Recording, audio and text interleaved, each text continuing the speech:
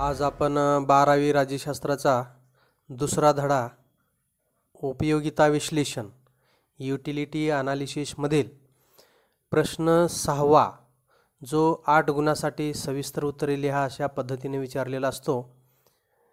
तुम्हाला परीक्षेमध्ये किमान 2 प्रश्नाची उत्तरे लिहायची असतात। 16 मार्कासाठीचा तो प्रश्न असतो, प्रत्येकी 8 गुण असतात। तर तुम्हाला अशा पद्धतीने जोडून प्रश्न येण्याची भी शक्यता असते। आपण या बोर्डाच्या प्रश्नपत्रिकेनुसार काही प्रश्न पाहूया। पहिला प्रश्न आहे, घटत्या सीमांत उपयोगितेचा सिद्धांत सविस्तर स्पष्ट करा किंवा घटत्या सीमांत उपयोगितेचा सिद्धांत उदाहरण व आकृतीसह स्पष्ट करा। आता पूर्वी हा एवढा प्रश्न 5 मार्कासाठी येत गेलेला आहे।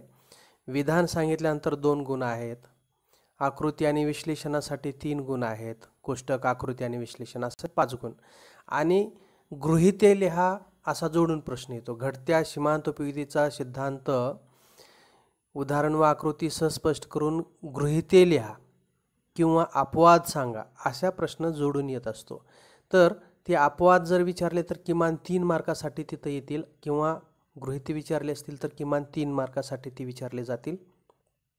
असा 2, 3, 5 आणि अधिक 3 अशा प्रश्न, अपवाद 3 गुण किंवा गृहीते 3 गुण असा जोडून प्रश्न परीक्षेला येऊ शकतो। घटत्या सीमांत उपयोगितेचा सिद्धांत सविस्तर स्पष्ट करा किंवा घटत्या सीमांत उपयोगितेचा सिद्धांत उदाहरण व आकृतीसह स्पष्ट करा। उत्तर आहे प्रस्तावना। घटत्या सीमांत उपयोगितेचा सिद्धांत सर्वप्रथम प्राध्यापक गॉसेन यांनी मांडला, परंतु प्राध्यापक आल्फ्रेड मार्शल यांनी 1890 साली प्रकाशित झालेल्या अर्थशास्त्राची मूलतत्वे या ग्रंथात विस्तृत स्वरूपात स्पष्ट केला। सिद्धांताचे विधान प्राध्यापक आल्फ्रेड मार्शल यांच्या मते, प्रिंट मिस्टेक झाले तर यांच्या मध्ये झालेला आहे, तर यांच्या मते पाहिजे, इतर परिस्थिती स्थिर असताना व्यक्तीजवळ आधीपासून असलेल्या एखाद्या वस्तूच्या साठ्यात वाढ होत गेल्यास त्यापासून मिळणारे अतिरिक्त समाधान कमी होत जाते। दुसऱ्या शब्दात, इतर परिस्थिती कायम असताना एखाद्या वस्तूच्या साठ्यात वाढ होत गेल्यास वस्तूच्या साठ्यात होणाऱ्या वाढीबरोबर प्रत्येक वाढीव नगापासून मिळणारी ज्यादाची उपयोगिता क्रमशः घटत जाते। थोडक्यात, एखादी वस्तू अधिक प्रमाणात असेल तर ती वस्तू अधिक प्रमाणात घेण्याची इच्छा कमी कमी होत जाते। आता ह्या एवढ्या भागात आपल्याला प्रश्न काय विचारले जातात की आल्फ्रेड मार्शल यांनी कोणत्या वर्षी किंवा इसवी सन डॅश डॅश मध्ये अर्थशास्त्राची मूलतत्वे हा ग्रंथ लिहिला, तर 1890। त्याचबरोबर अर्थशास्त्राची मूलतत्वे हा ग्रंथ कोणी लिहिला? प्राध्यापक आल्फ्रेड मार्शल। आल्फ्रेड मार्शल यांनी कोणता सिद्धांत मांडला किंवा कोणता ग्रंथ लिहिला? अर्थशास्त्राची मूलतत्वे। असे 2-3 प्रश्न आपल्या तयार करता येतात। आल्फ्रेड मार्शल यांनी कोणता ग्रंथ लिहिला? तर अर्थशास्त्राची मूलतत्वे, प्रिन्सिपल्स ऑफ इकॉनॉमिक्स। अर्थशास्त्राची मूलतत्वे हा ग्रंथ आल्फ्रेड मार्शल यांनी डॅश डॅश इसवी सन साली प्रकाशित केला, 1890। तर या ठिकाणी इतर परिस्थिती स्थिर असताना म्हणजे ही गृहीते आहेत, अदर थिंग्स रिमेनिंग सेम किंवा सेटरीज पॅरिबस। इतर परिस्थिती स्थिर असताना म्हणजे उपभोक्त्याच्या आवडीनिवडी, उत्पन्न, सातत्य आहे, वस्तूचा आकार सारखाच आहे, रंग सारखा आहे, एकामागून एक न घेतोय, जे काही आपण गृहीते सांगितलेली आहे ती गृहीत धरलेली स्थिती आहे। इतर परिस्थिती स्थिर, त्याच्यात काही बदल झालेला नाही, तो वस्तूची एकामागून एक न घेत आहे, उपभोक्ता विवेकशील आहे, ह्या सगळ्या गोष्टी ज्या आहेत ते गृहीताच्या संदर्भात आहेत। अदर थिंग्स रिमेनिंग सेम किंवा सेटरीज पॅरिबस असताना व्यक्तीजवळ आधीपासून असलेल्या एखाद्या वस्तूच्या साठ्यात वाढ होत गेल्यास त्यापासून मिळणारे अतिरिक्त समाधान कमी होत जाते। साधी गोष्ट आहे की एखादी वस्तू आहे आणि त्या वस्तूचे आपल्याकडे 4-5 नग आहेत, परंतु त्याच वस्तूच्या नगसंख्येत आपल्याजवळ जर वाढ झाली तर नंतरचे प्रत्येक वाढीव नग जे आहे ते आपल्याला जादा उपयोगिता जी मिळते ती कमी कमी होत जात असते. म्हणजेच समजा आपल्याकडे एकच चॉकलेट असेल तर आपल्याला त्याची सीमांत उपयोगिता अधिक वाटते, अत्यंत महत्त्व वाटतं. नंतर दुसरं चॉकलेट घेतलं तर ते आपल्याला पहिल्यापेक्षा दुसरं कमी महत्त्वाचं वाटतं. त्याच्यानंतर आणखी तिसरं चॉकलेट दिलं तर पहिल्या आणि दुसऱ्यापेक्षा तिसऱ्या चॉकलेटपासून मिळणारं जे समाधान आहे ते पहिल्या आणि दुसऱ्या चॉकलेटपेक्षा कमी वाटतं. आणि अशाच पद्धतीनं सतत चॉकलेटमध्ये त्याच प्रकारच्या आणि त्याचं सतत जर आपण सेवन करत गेलो तर नंतरच्या प्रत्येक नगापासून मिळणारं समाधान क्रमशः घटत जात असतं. ते कमी कमी महत्त्वाचं वाटतं आपल्याला, कारण का प्रत्येक नंतरच्या नगामुळे आपल्या एकूण उपयोगितेत कमी कमी प्रमाणात वाढ होत असते, म्हणून एकूण उपयोगिता घटत्या दराने वाढते. प्रत्येक नंतरचा नग आपल्याला कमी महत्त्वाचा वाटतो, कमी सीमांत उपयोगिता देतो. म्हणजे नंतरचा नगापासून मिळणारी सीमांत उपयोगिता ही कमी कमी होत जात असते. म्हणून साठ्यात होणाऱ्या वाढीबरोबर प्रत्येक वाढीव नगापासून मिळणारी जादाची उपयोगिता क्रमशः घटत जाते, डिमिनिशिंग होते, डिक्रीज होते. एखादी वस्तू अधिक प्रमाणात असेल तर ती वस्तू अधिक प्रमाणात घेण्याची इच्छा कमी कमी होत जाते. एखाद्या वस्तूच्या अगोदरच आपल्याकडे नग आहेत, अशा वेळेस त्याच वस्तूचे पुन्हा अधिक नग घेण्याची इच्छा कमी कमी होत जाते. कारण का तर प्रत्येक नंतरच्या वाढीव नगापासून मिळणारी जी उपयोगिता आहे ती क्रमशः घटत जात असते, मार्जिनल युटिलिटी. हे आपल्याला कोष्टक आणि आकृतीच्या सहाय्याने स्पष्ट करता येऊ शकतं. या ठिकाणी क्ष वस्तूचे नग दिलेले आहेत, एकूण उपयोगिता आणि सीमांत उपयोगिता, total utility and marginal utility. आता हे क्ष वस्तूचे 7 नग आपण या ठिकाणी घेतलेले आहेत उदाहरणादाखल. एकूण उपयोगिता पहिल्या नगापासून 10 मिळालेली आहे आणि सीमांत उपयोगिता सुद्धा पहिल्या नगापासून 10च मिळालेली आहे. म्हणजे सुरुवातीला एकूण उपयोगिता आणि सीमांत उपयोगिता समान असते. जेव्हा दुसरा नग घेतला जातो तेव्हा एकूण समाधान किंवा एकूण उपयोगिता 18 होते. बघा, एक जादाचा नग घेतल्यामुळे एकूण समाधानात कितीने वाढ झाली? 10 वरून 18 म्हणजे कितीने वाढ झाली? 8ने वाढ झाली. म्हणजे निव्वळ दुसऱ्या नगामुळे त्याला सीमांत उपयोगिता किती मिळालेली आहे? 8. दुसऱ्या नगापासून मिळणारं समाधान किती आहे? युटिलिटी किती आहे? 8. म्हणजेच पहिल्या नगाचं 10 आणि दुसऱ्या नगाचं 8 असं 2 नग जर सेवन केले तरी एकूण उपयोगिता किंवा एकूण समाधान 18 मिळते. अशा पद्धतीनं तिसरा नग सेवन केला तर एकूण समाधान 24 झालं किंवा एकूण उपयोगिता 24 झाली. म्हणजे एकूण उपयोगितेत कितीने भर पडली? 18 पासून 24 म्हणजे 6ने भर पडली. त्याच्यानंतर चौथा नग घेतला, एकूण समाधान किंवा एकूण उपयोगिता 28 झाली. म्हणजे चौथ्या नगामुळे एकूण उपयोगितेमध्ये कितीने भर पडली? 24 वरून 28 म्हणजे 4ने भर पडली. म्हणजे चौथ्या नगापासून मिळणारी सीमांत उपयोगिता 4 आहे. त्याच्यानंतर पाचवा नग सेवन केला तर एकूण समाधान किंवा एकूण उपयोगिता 30 होते. म्हणजे कितीने भर पडली? पाचवा नग एक सेवन केल्यामुळे जादाचा त्या पाचव्या नगापासून मिळणारं समाधान 2 आहे, कारण 28 नंतर 30 झालेली आहे उपयोगिता. म्हणजे कितीने भर पडली एकूण उपयोगितेत? 2ने. म्हणजे हळूहळू आपण जसे नग वाढवत जाऊ तसं आपलं समाधान घटत्या दराने वाढते. बघा, सुरुवातीला 10ने वाढलं, नंतर 8ने वाढलं, नंतर 6ने वाढलं, त्याच्यानंतर 4ने भर पडली, नंतर 2ने वाढ झाली. अशा पद्धतीने 10, 18, 24, 28 आणि 30. 6वा नग सेवन केल्यानंतर एकूण समाधान किंवा एकूण उपयोगिता पूर्वीइतकीच आहे. म्हणजे 5व्या नंतर 6वा नग सेवन केला तर एकूण समाधानात काही भर पडली नाही. म्हणजे 6व्या निव्वळ नगापासून 6व्या नगापासून एकूण समाधानात 0 भर पडलेली आहे. म्हणजे 6वा नग सेवन केल्यामुळे एकूण समाधानात किंवा एकूण उपयोगितेत काहीही भर पडलेली नाही. म्हणजे 5व्या नगाला एकूण उपयोगिता तेवढीच आहे आणि 6व्या नगालाही एकूण उपयोगिता तेवढीच आहे. म्हणजे 6वा नग घेतल्यामुळे एकूण उपयोगितेत काही भर पडली नाही.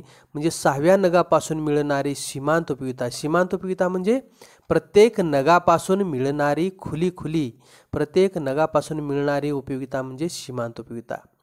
म्हणून 7वा नग सेवन केला तर एकूण उपयोगिता 28 झाली.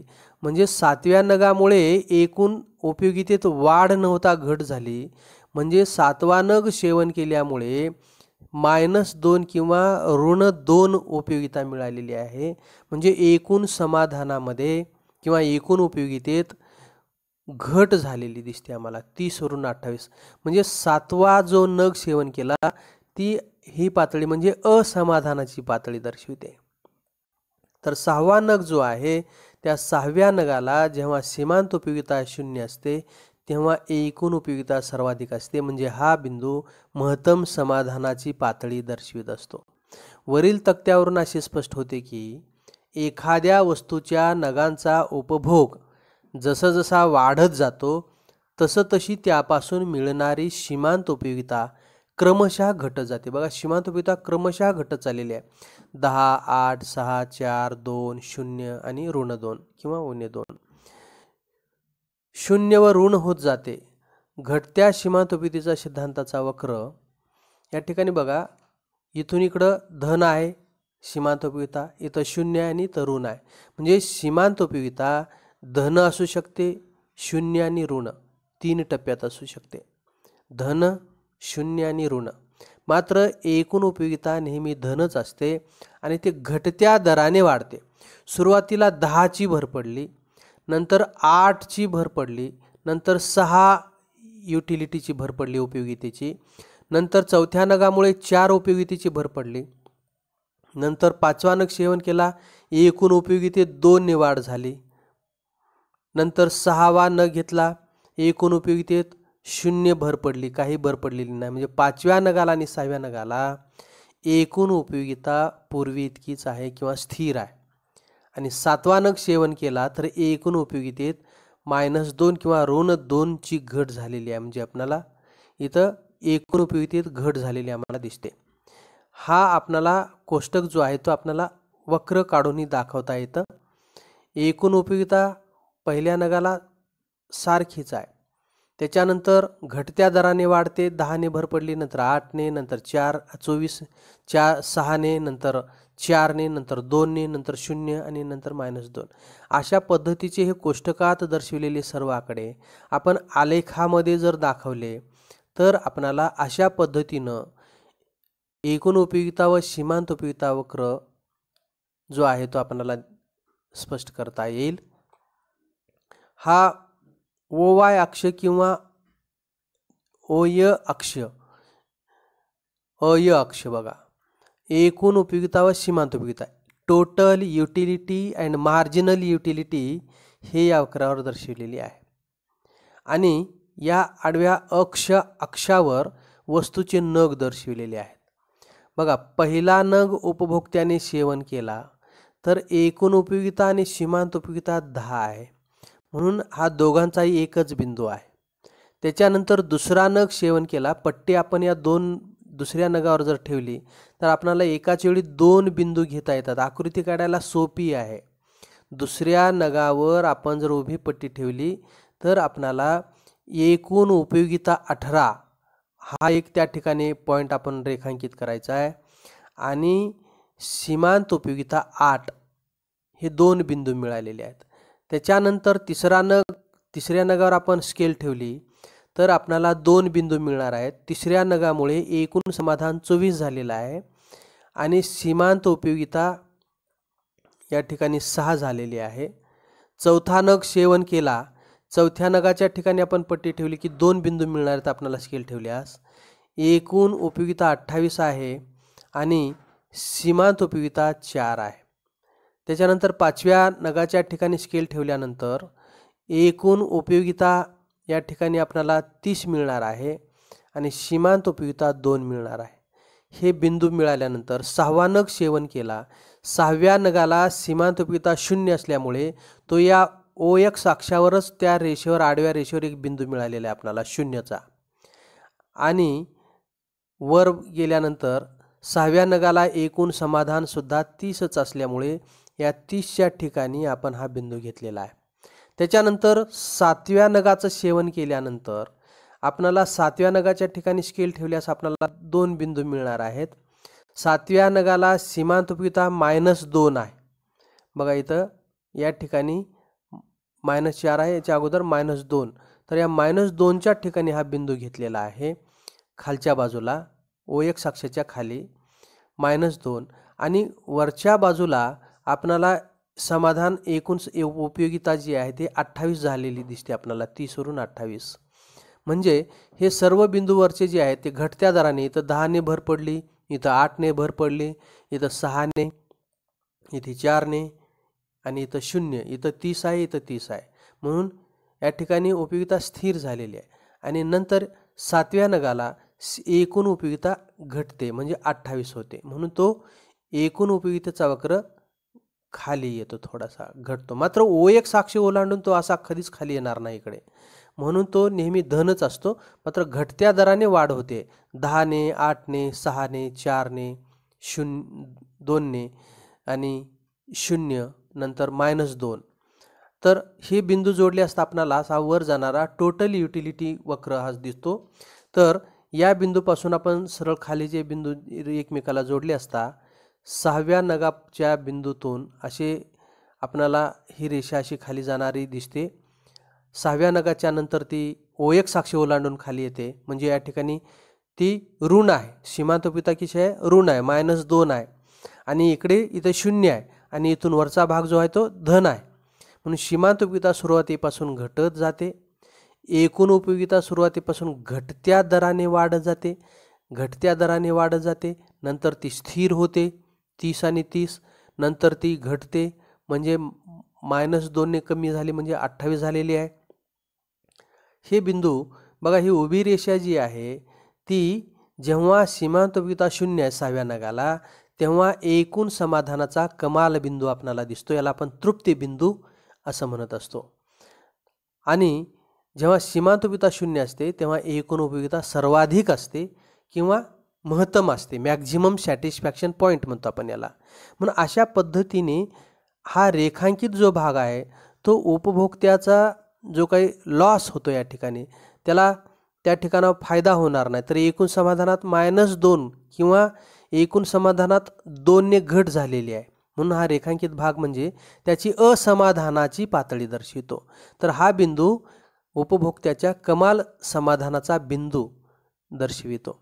अशा पद्धतीने हा टोटल युटिलिटी कर्व आहे आणि हा डावीकडून उजवीकडे येणारा मार्जिनल युटिलिटी वक्र आहे.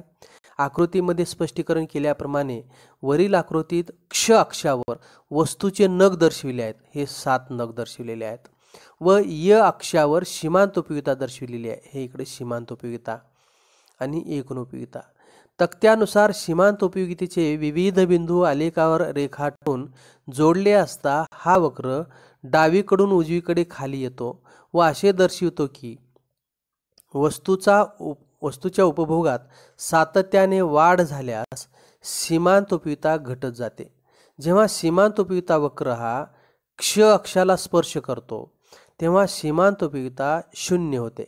बघा, जेव्हा सीमांत उपयोगिता वक्र हा क्ष अक्षाला स्पर्श करतो, हा सीमांत उपयोगिता वक्र हा क्ष अक्षाला स्पर्श केलेला आहे 6व्या बिंदूत. स्पर्श केलेल्या ठिकाणी सीमांत उपयोगिता ही 0 होत असते.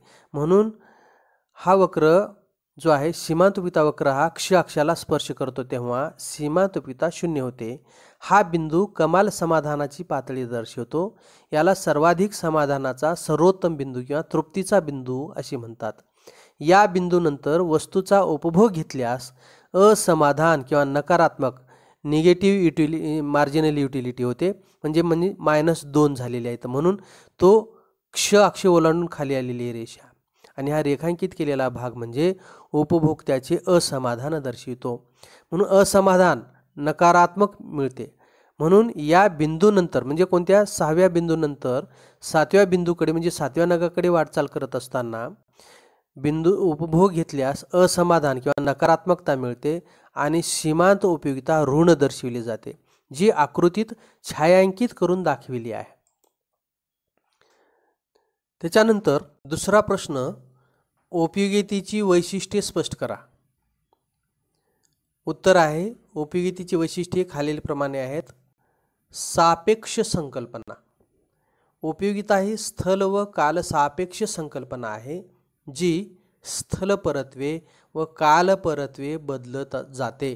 उदाहरणार्थ, हिवाळ्यात लोकरीच्या कपड्यामध्ये जास्त उपयोगिता जाणवते. समुद्रकाठापेक्षा बांधकामाच्या ठिकाणी वाळूमध्ये जास्त उपयोगिता जाणवते. म्हणजे उपयोगिता ही ठिकाणानुसार बदलत असते. वस्तू तीच आहे, ठिकाण बदललं की उपयोगितेत वाढ होत असते.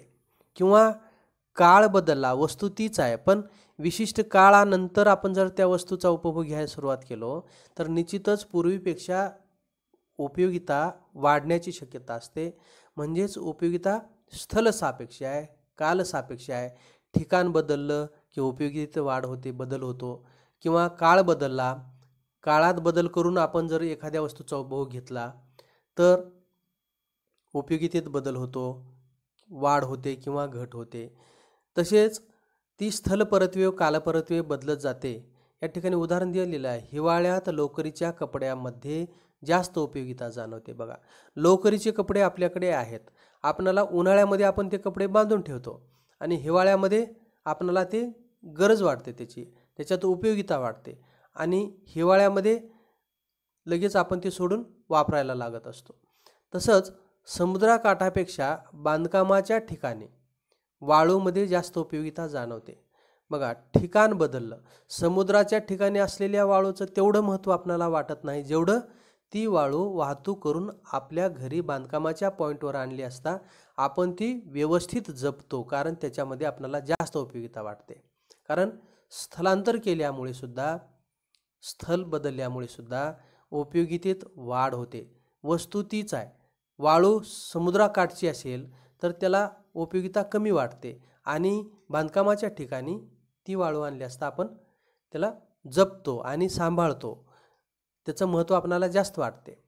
नंबर 2, व्यक्तिनिष्ठ संकल्पना. उपयोगिता ही मानसशास्त्रीय संकल्पना आहे. उपयोगिता व्यक्तीनुसार बदलते. याचे कारण आवडीनिवडी, प्राधान्य, स्वभाव, पसंती, व्यवसाय इत्यादीमध्ये फरक असतो. उदाहरणार्थ, डॉक्टरला स्टेथोस्कोपमध्ये उपयोगिता जाणवते परंतु सर्वसामान्य व्यक्तीला जाणवत नाही. तर या ठिकाणी व्यक्तिनिष्ठ संकल्पना आहे. एकच वस्तू आपण 2-3 व्यक्तीला दिली समजा तर एकाच वस्तूपासून प्रत्येकाला सारखं समाधान मिळेल असं नाही. उदाहरणार्थ, दारूचा ग्लास भरून आपण 2 व्यक्तीला दिला, पण ज्याला दारूची सवय आहे त्याला त्याच्यापासून समाधान मिळेल, तो म्हणेल मला भरपूर समाधान मिळालं. परंतु ज्याला दारूचं व्यसन नाही, सवय नाही, त्याला त्रास व्हायला चालू होईल.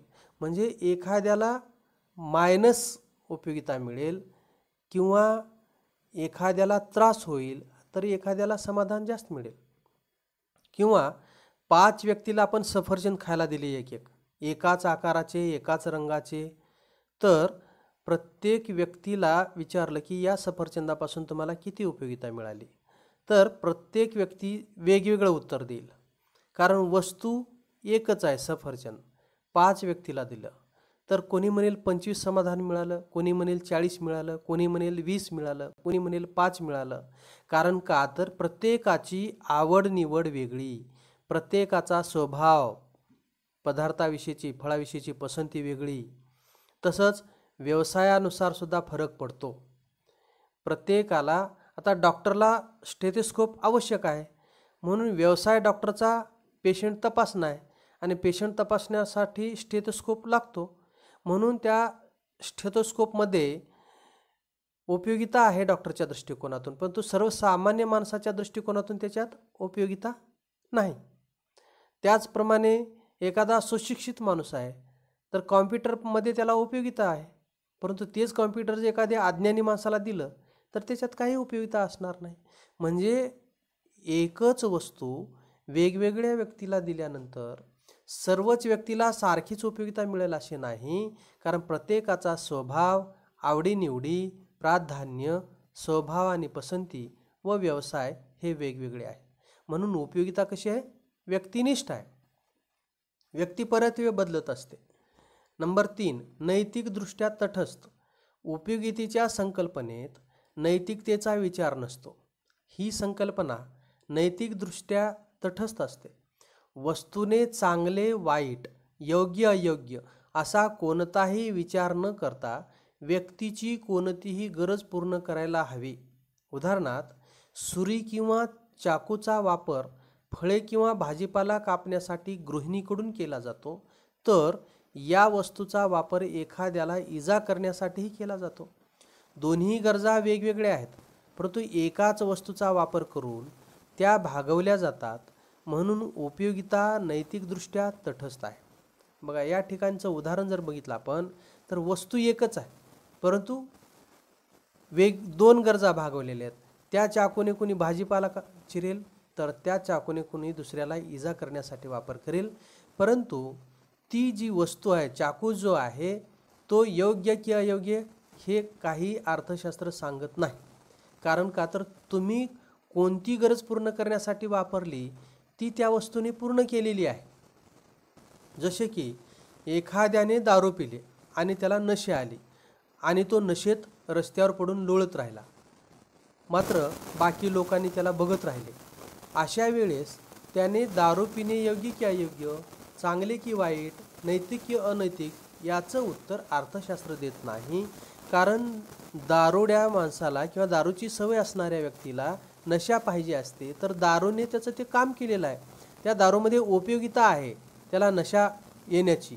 अशा वेळेस त्या दारूने त्याचं काम केल्यामुळे दारू योग्य की अयोग्य हे अर्थशास्त्र सांगत नाही. कारण त्या वस्तूमध्ये त्या माणसाची गरज भागवण्याची क्षमता आहे, म्हणजे उपयोगिता आहे, एवढंच बघेल. म्हणून अर्थशास्त्र एखादी वस्तू मानवाची कोणती गरज भागवते आणि ती गरज चांगली की वाईट आहे याचा विचार अर्थशास्त्रात केला जात नाही. म्हणून ती वस्तू चांगली की वाईट, योग्य की अयोग्य याचा विचार अर्थशास्त्रात केला जात नाही. व्यक्तीची गरज पूर्ण करण्याची क्षमता त्या वस्तूमध्ये होती, ती व्यक्तीने घेतली आणि त्याच्यामुळे त्याला नशा मिळाली. म्हणून दारूचाही अभ्यास केला जाईल, विषाचा अभ्यास केला जाईल, चाकूचा सुद्धा अभ्यास केला जाईल आणि वेगवेगळ्या प्रत्येक चांगल्या आणि वाईट गरजा भागवण्याच्या अर्थशास्त्र सांगत नाही की कोणती गरज चांगली आणि कोणती वाईट. तो नैतिक शास्त्राचा इथिकल प्रॉब्लेम असेल. म्हणून नैतिक प्रश्न वेगळा. समजा उदाहरणार्थ तुमच्याकडे 100 रुपये आहेत. 100 रुपयाच्या सहाय्याने दूध घेऊन आपण दुधापासून तयार झालेले पदार्थ सेवन करायचे का 100 रुपयाच्या सहाय्याने दारू घेऊन दारू प्यायची, असा जो प्रश्न पडतो, दारू घ्यायची का दूध घ्यायचा असा जो प्रश्न पडतो तो आर्थिक आहे. परंतु दारू घेतली आणि दारू घेऊन आपण तिचं सेवन केलं तर ती योग्य आहे की अयोग्य आहे याच्याशी संबंधित पडलेला प्रश्न हा नैतिक प्रश्न असतो, तो आर्थिक प्रश्न नसतो. परंतु 100 रुपयाच्या सहाय्याने आपण दारू घेऊ की दूध घेऊ, हे की ते असा जेव्हा प्रश्न पडतो तेव्हा तो आर्थिक प्रश्न असतो. म्हणून अर्थशास्त्र नैतिकदृष्ट्या तटस्थ असते. त्याच्यानंतर नंबर 4, उपयोगिता व उपयुक्तता यात फरक आहे. उपयोगिता म्हणजे वस्तूच्या अंगी असणारी मानवी गरजा भागवण्याची क्षमता आहे, मग ती वस्तू कोणत्याही प्रकारची असो, दूध असेल, विष असेल किंवा दारू असेल. तर उपयुक्तता म्हणजे वस्तूची उपयोग मूल्य होय. म्हणजे वस्तूचे उपयोग मूल्य म्हणजे युजफुलनेस, त्या व्यक्तीला त्या वस्तूचं सेवन केल्यामुळे होणारा लाभ किंवा हानी. उदाहरणार्थ उपभोक्त्याला दुधामध्ये उपयोगिता व उपयुक्तता ही जाणवते. म्हणजे दुधामध्ये भूक भागवली जाऊ शकते एखाद्या वेळेस. त्याचबरोबर दुधामुळे त्याच्या शरीरावर अनुकूल परिणाम होणार आहे. मात्र व्यसनी व्यक्तीला दारूमध्ये उपयोगिता जाणवते परंतु उपयुक्तता जाणवत नाही. म्हणजे दारू पिल्यामुळे त्याचं लिव्हर खराब होणार आहे किंवा त्याच्या आरोग्यावर त्याचा वाईट परिणाम होणार आहे. म्हणून दारूमध्ये उपयोगिता आहे, दारूमुळे त्याला नशा मिळेल, परंतु दारू पिण्यामुळे त्याच्या शरीरावर त्या गोष्टीचा वाईट परिणाम होणार आहे. म्हणजे युजफुलनेस नाही, उपयुक्तता नाही. मात्र दुधामध्ये उपयोगिताही आहे आणि उपयुक्तताही आहे. म्हणून उपयोगिता व उपयुक्तता यात फरक आहे. नंबर 5, उपयोगिता व आनंद यात फरक आहे. वस्तूमध्ये उपयोगिता असली तरी त्यापासून उपभोक्त्याला आनंद मिळतोच अशी नाही. उदाहरणार्थ, आजारी व्यक्तीला इंजेक्शनमध्ये उपयोगिता जाणवते, कारण त्यामुळे आजार बरा होतो. हे चुकून झालेलं आहे, आजार बरा होतो, पण त्यापासून त्याला आनंद मिळतोच अशी नाही. म्हणून आनंद वेगळा आणि उपयोगिता वेगळी. म्हणून आपण आजारी माणूस जो आहे तो इंजेक्शन घेतो, तो फार आनंदाने घेतो का? नाही. मात्र ते इंजेक्शन घेतल्यामुळे जर त्याचं टेम्परेचर शरीराचं मेंटेन झालं असेल, कमी झालं असेल त्याचं तापमान शरीराचं, म्हणजे त्याचा आलेला ताप बरा झाला असेल, तर त्याच्यामध्ये उपयोगिता आहे. मात्र इंजेक्शन घेतल्यामुळे त्याला आनंद मिळतो असं नाही. आनंद ही सुखाची जाणीव आहे. म्हणून उपयोगिता मानवी गरज भागविण्याची. म्हणून आजारी माणसाला आजार दूर करण्यासाठी इंजेक्शनचा उपयोग होतो, म्हणून इंजेक्शनमध्ये उपयोगिता आहे. परंतु आनंद आहे का? नाही. कारण त्यामुळे आजार बरा होतो इंजेक्शनमुळे, परंतु त्यापासून त्याला आनंद मिळतोच असे नाही. नंबर 6, उपयोगिता व समाधान यातील फरक. उपयोगिता उपभोगाचे कारण आहे. उपयोगिता ही आहे झालेला आहे. तर उपयोगिता ही उपभोगाचे कारण आहे. एखाद्या वस्तूचा उपभोग आपण का घेतो? तर त्या वस्तूमध्ये त्या व्यक्तीच्या दृष्टीनं त्याची गरज भागण्याची शक्ती त्या वस्तूमध्ये असल्यामुळे आपण ती वस्तू घेतो आणि त्याचा वापर करतो. म्हणून उपयोगिता हे उपभोगाचे कारण आहे. कारण एखादी वस्तू आपण का उपभोगतो? तर त्या वस्तूपासून आपली कोणती ना कोणती गरज भागण्याची किंवा त्या वस्तूमध्ये आपली गरज भागवण्याची क्षमता आहे, म्हणजे उपयोगिता आहे. समजा एखादं सफरचंद आपण खरेदी केलं आणि उपभोग घेतला. कारण का? तर सफरचंदाचा उपभोग खरेदी करून का घेतला? तर मानवी गरज भागवण्याची शक्ती त्या सफरचंदामध्ये आहे. म्हणून उपयोगिता हे उपभोगाचे कारण आहे. वस्तूमध्ये उपयोगिता जर नसती त्या व्यक्तीच्या दृष्टीने, तर त्या व्यक्तीने ती वस्तू खरेदी केली असती का? नाही. म्हणून एखादी वस्तू आपण खरेदी करतो किंवा उपभोग घेतो, त्याचं कारणच आहे की त्या वस्तूमध्ये त्या व्यक्तीची काही ना काहीतरी गरज भागण्याची क्षमता त्या वस्तूमध्ये आहे. तर समाधान हे उपभोगाचा परिणाम आहे. समाधान कधी मिळते? तर त्या वस्तूचा उपभोग घेतल्यानंतर त्याला समाधान मिळते. उपभोग घेण्यास सुरुवात होते कधी? तर त्या वस्तूमध्ये मानवी गरज भागवण्याची क्षमता आहे असं जेव्हा वाटतं, तेव्हा त्या वस्तूचा उपभोग तो घेत असतो. म्हणून उपयोगिता हे उपभोगाचे कारण आहे. तर समाधान हे उपभोगाचा परिणाम आहे. म्हणून उपभोग घेतल्यानंतर त्याला काय मिळतं? समाधान मिळतं. उपयोगिता व समाधान परस्पर संबंधित असून भिन्न संकल्पना आहेत. उदाहरणार्थ, तहानलेली व्यक्ती एक ग्लास पाणी पिते, कारण पाण्यामध्ये तहान भागवण्याची क्षमता असते. पाण्यामधील उपयोगिता हे उपभोगाचे कारण आहे. बघा, पाणी का पिलं? तर पाण्यामधील उपयोगिता हे उपभोगाचे कारण आहे. कारण पाणी का पिते? तर पाण्यामध्ये तहान भागवण्याची क्षमता असते. म्हणून आपण बघितलं की उपयोगिता हे उपभोगाचे कारण आहे. कारण उपभोग का बरं घेतो आपण? तर पाणी का बरं पितो आपण? तर पाण्यामध्ये तहान भागवण्याची क्षमता असल्यामुळे, म्हणजे उपयोगिता असल्यामुळे आपण पाण्याचा उपभोग घेतला. आणि पाणी पिल्यानंतर आपणाला काय मिळते? समाधान मिळते. म्हणजे परिणाम त्याचा काय उपभोगाचा? तर आपल्याला समाधान मिळते. म्हणून उपभोगाचे कारण, पाण्यामध्ये उपयोगिता हे उपभोगाचे कारण आहे आणि मिळालेले समाधान हा उपभोगाचा परिणाम आहे. म्हणून समाधान हा उपभोगाचा परिणाम आहे. पाणी पिल्यानंतर आपण शांत होतो, समाधानी होतो, सॅटिस्फाईड होतो.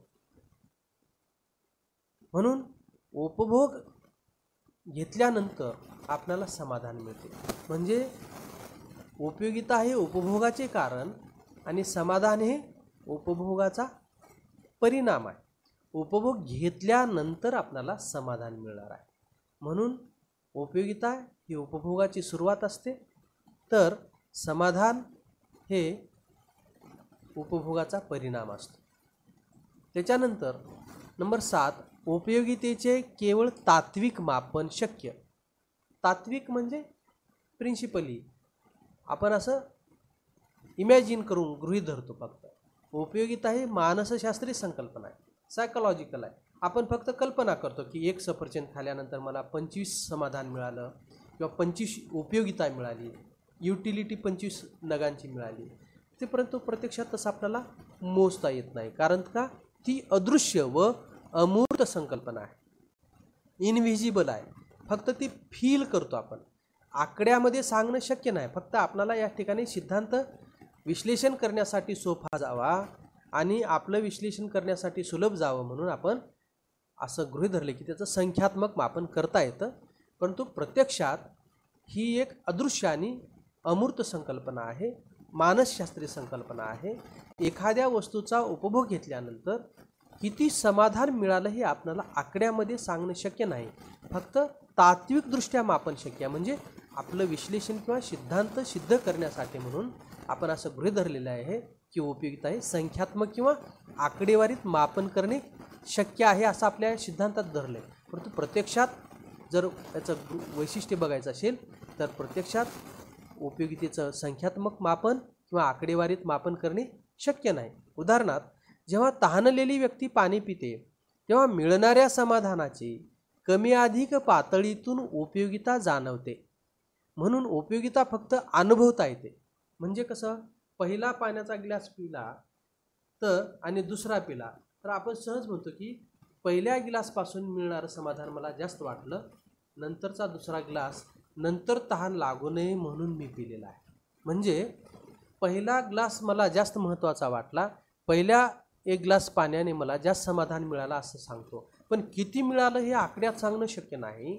म्हणजेच उपयोगिता ही कार्डिनली नाही तर ऑर्डिनल आहे, क्रम देता येतो. पहिल्या ग्लासपेक्षा दुसऱ्या ग्लासपासून मिळणारं समाधान मला कमी मिळालेलं आहे एवढं सांगू शकतो आम्ही, अनुभवाने सांगू शकतो, अनुभवता येतं तसं. मात्र प्रत्यक्षात त्याचं संख्यात्मक मोजमाप करणं शक्य नाही. आणि उपयोगिता धनात्मक, शून्य, ऋणात्मक जाणवते. म्हणजे सीमांत उपयोगिता आपण बघितली तशा पद्धतीनं एक विशिष्ट काळापर्यंत आपण ते घेत जातो आणि प्रत्येक नंतरच्या नगापासून मिळणारं समाधान क्रमशः घटत जातं आणि नंतर आपण तिथे थांबतो. त्याच्यानंतरही जर आपण ते एखादा नग त्या वस्तूचा घेतला तर आपणाला असमाधान होते किंवा एकूण समाधानात घट होते आणि आपलं त्या शेवटच्या नगापासून मिळणारं समाधान कसं असेल, ऋणात्मक असेल. आपण ते बघितलेलं आहे. ऋणात्मक उपयोगितेला नकारात्मक उपयोगिता किंवा निगेटिव्ह युटिलिटी असे म्हणतात. त्याच्यानंतर नंबर 8, उपयोगिता बहुपर्यायी आहे, मल्टीपर्पज युटिलिटी आहे. उपयोगिता बहुपर्यायी आहे. एका वस्तूमुळे एकापेक्षा जास्त व्यक्तींची गरज भागविली जाते. तसेच ती वस्तू विविध वापरासाठी उपयोगी ठरते. उदाहरणार्थ, विजेचा वापर विविध व्यक्तीसाठी आणि एकाच वेळी विविध हेतू साध्य करण्यासाठी होतो. म्हणजे काही बाबी अशा असतात की वस्तू एकच असते परंतु अनेक व्यक्तीची गरज भागवत असते. म्हणजे जसं समजा एखाद्या हॉलमध्ये आपण फॅन लावलेला आहे, तर त्या फॅन खाली जे 10 माणसं किंवा 5 माणसं बसलेली आहेत, त्या 5 माणसाची गरज एकाच वस्तूमुळे एकाच वेळी भागते आहे. म्हणजे उपयोगिता बहुपर्यायी आहे. एका वस्तूमुळे एकापेक्षा जास्त व्यक्तीची गरज भागविली जाते. तसेच ती वस्तू विविध वापरासाठी उपयोगी ठरते. बघा, विविध वापरासाठी उपयोगी कशी ठरते? घरात आपण लाईटचं कनेक्शन घेतल्यानंतर एकाच वेळी आपण कॉम्प्युटर इकडे चालू आहे, फॅन तिकडे चालू आहे, त्याच्यानंतर फ्रीज चालू आहे एकाच वेळी. म्हणजे एकच वस्तू एकाच वेळी अनेक गरजा भागवू शकते. म्हणजे उपयोगिता कशी आहे? बहुपर्यायी आहे. म्हणजे त्या विजेपासून आपल्याला कॉम्प्युटर चालवण्याची गरज भागवता येते, वस्तू थंड करण्यासाठी फ्रीजसाठी त्याचा वापर केला जाऊ शकतो, थंड हवा घेण्यासाठी फॅनचा वापर करण्यासाठी लाईटचा वापर केला जाऊ शकतो, त्याच्यातूनही आपल्याला उपयोगिता मिळते. म्हणजे अशा एकाच वेळी विविध हेतू साध्य करण्यासाठी होतो आणि एका वस्तूमुळे एकापेक्षा भागवली जाते. मी तुम्हाला फॅनचं उदाहरण दिलेलं आहे. म्हणजे एका वस्तूमुळे एकापेक्षा जास्त व्यक्तीची गरज भागवली जाते. तसेच ती वस्तू विविध वापरासाठी उपयोगी ठरते. जसं की कॉम्प्युटर आहे, फॅन आहे, किंवा फ्रीज आहे, किंवा कूलर आहे, किंवा हीटर आहे. अशा एकाच वेळी आपण या वेगवेगळ्या साधनांपासून आपल्या गरजा भागवू शकतो. म्हणून उपयोगिता कशी आहे? बहुपर्यायी आहे. त्याच्यानंतर नंबर 9, उपयोगिता गरजेच्या तीव्रतेवर अवलंबून आहे. वस्तूची उपयोगिता ही व्यक्तीच्या गरजेच्या तीव्रतेवर अवलंबून असते. जेवढी गरजेची तीव्रता जास्त, तेवढी उपयोगिता अधिक जाणवते. तर गरजेची तीव्रता कमी झाल्यास उपयोगिता घटत जाते. उदाहरणार्थ, भुकेलेल्या व्यक्तीला अन्नामध्ये भूक नसलेल्या व्यक्तीपेक्षा जास्त उपयोगिता जाणवते. म्हणजे बघा, उपयोगिता गरजेच्या तीव्रतेवर अवलंबून असते. इंटेन्सिटी, त्या वस्तूची गरज किती आहे. समजा आजारी माणूस आहे, तर त्याला औषधाची नितांत गरज आहे. परंतु जो आजारी नाही, त्याला त्या वस्तूची गरज नाही. म्हणून वस्तूची गरजेची तीव्रता, उपयोगिता गरजेच्या तीव्रतेवर अवलंबून असते. म्हणून त्या वस्तूची गरज तुम्हाला किती तीव्र आहे, त्याच्यावरून उपयोगिता ठरत असते. एखादा भुकेलेला व्यक्ती आहे, तर त्याला अन्नाची नितांत गरज आहे. म्हणून अन्नामध्ये त्याला जास्त उपयोगिता वाटेल कुणापेक्षा? भूक नसलेल्या व्यक्तीपेक्षा. कारण भूक नसलेल्या व्यक्तीला अन्नामध्ये फारशी उपयोगिता वाटणार नाही. परंतु भुकेलेल्या व्यक्तीला एकदाचा अन्न कधी मिळेल असं त्याला वाटत असतं. कारण का? तर त्याला अन्नाच्या गरजेची तीव्रता ही अधिक आहे. म्हणून उपयोगिता गरजेच्या तीव्रतेवर अवलंबून आहे. भुकेलेल्या व्यक्तीला भाकरीपासून अधिक उपयोगिता मिळेल, पण भूक नसलेल्या व्यक्तीला त्या भाकरीपासून अत्यंत कमी समाधान मिळेल किंवा मिळणार सुद्धा नाही. म्हणून उपयोगिता गरजेच्या तीव्रतेवर अवलंबून असते. त्याच्यानंतर नंबर 10, उपयोगिता मागणीचा आधार. वस्तूमध्ये उपयोगिता असेल तरच व्यक्ती त्या वस्तूसाठी मागणी करेल. उदाहरणार्थ, आजारी व्यक्तीला औषधामध्ये उपयोगिता जाणवते, म्हणून ती औषधाची मागणी करते. म्हणून उपयोगिता मागणीचा आधार आहे. एखाद्या वस्तूला मागणी करण्याचं कारणच ते आहे की ती त्या वस्तूमध्ये आपली गरज भागवण्याची क्षमता आहे, उपयोगिता आहे. म्हणून जेव्हा आपल्याला असं वाटतं की एखादी वस्तू आपली गरज, ठराविक अशी गरज भागवू शकेल, तर त्या वस्तूची आपण खरेदी करत असतो. म्हणून एखाद्या वस्तूची मागणी आपण कधी करतो? आपली गरज भागवण्याची क्षमता त्या वस्तूमध्ये असेल, त्या वस्तूपासून आपल्याला काहीतरी उपयोगिता मिळत असेल, तरच आपण त्या वस्तूची मागणी करतो. म्हणून कोणत्याही वस्तूची मागणी जर वाढायची असेल, तर त्या वस्तूपासून मानवाच्या वेगवेगळ्या गरजा भागल्या पाहिजेत. म्हणून मानवाची गरज भागवण्याची क्षमता त्या वस्तूमध्ये असेल. जसे आजारी व्यक्तीला औषधामध्ये उपयोगिता जाणवते, म्हणून त्या औषधाची मागणी करते. लहान मुलांना खेळणीमध्ये उपयोगिता वाटते, म्हणून त्यांच्यासाठी खेळणी आपण दिली जाते. मोठ्या माणसाला खेळणी आपण भेटवस्तू देत नाही, कारण खेळणीमध्ये त्याला उपयोगिता वाटते का? नाही. तसं लहान मुलांना आपण खेळणी देतो, खेळणीमध्ये आपल्याला जास्त समाधान वाटते मुलांना. पण आजारी माणसाला आपण खेळणी देतो का? नाही, कारण आजारी माणसाला औषधामध्ये उपयोगिता असते. म्हणून उपयोगिता मागणीचा आधार आहे. लहान मुलं सोबत असतील तर आपण खेळणी खरेदी करतो, कारण लहान मुलांना खेळणीमध्ये जास्त उपयोगिता वाटते. पण लहान मुलांना आपण एखादं मोठं कुठलं तरी एखादं दप्तर जर दिलं, मोठी एखादी वही कुठली तर रजिस्टर, तर तेवढं समाधान वाटणार नाही, कारण त्याला त्याचा उपयोग नाही लहान बालकाला, 1-2 वर्षाच्या बालकांना. म्हणून उपयोगिता हा मागणीचा आधार आहे. अशा पद्धतीनं हे वेगवेगळी वैशिष्ट्ये जी आहेत ते आपण या ठिकाणी पाहिलेली आहेत. नंबर 3, सीमांत उपयोगिता आणि किंमत यातील संबंध स्पष्ट करा. मार्जिनल युटिलिटी अँड प्राईस याच्यात काय रिलेशनशिप आहे ते आपल्याला स्पष्ट करायचं आहे. उत्तर आहे, मागणीचा सिद्धांत घटत्या सीमांत उपयोगितेच्या सिद्धांतावर आधारित आहे. आपण बघितलं की एखाद्या नंतरच्या नगापासून मिळणारी सीमांत उपयोगिता घटत जात असते, तेव्हा किंमत कमी केली तरच आपण मागणी वाढवत असतो. कारण का? तर नंतरचा नग आपल्याला कमी महत्त्वाचा वाटत असतो. म्हणून मागणीचा सिद्धांत घटत्या सीमांत उपयोगितेच्या सिद्धांतावर आधारित आहे. हे समजून घेण्यासाठी सीमांत उपयोगिता व किंमत यातील परस्पर संबंधाबाबत विचार करणे आवश्यक आहे. हा सिद्धांत व्यावहारिक उपयोजनाचे समर्पक उदाहरण आहे.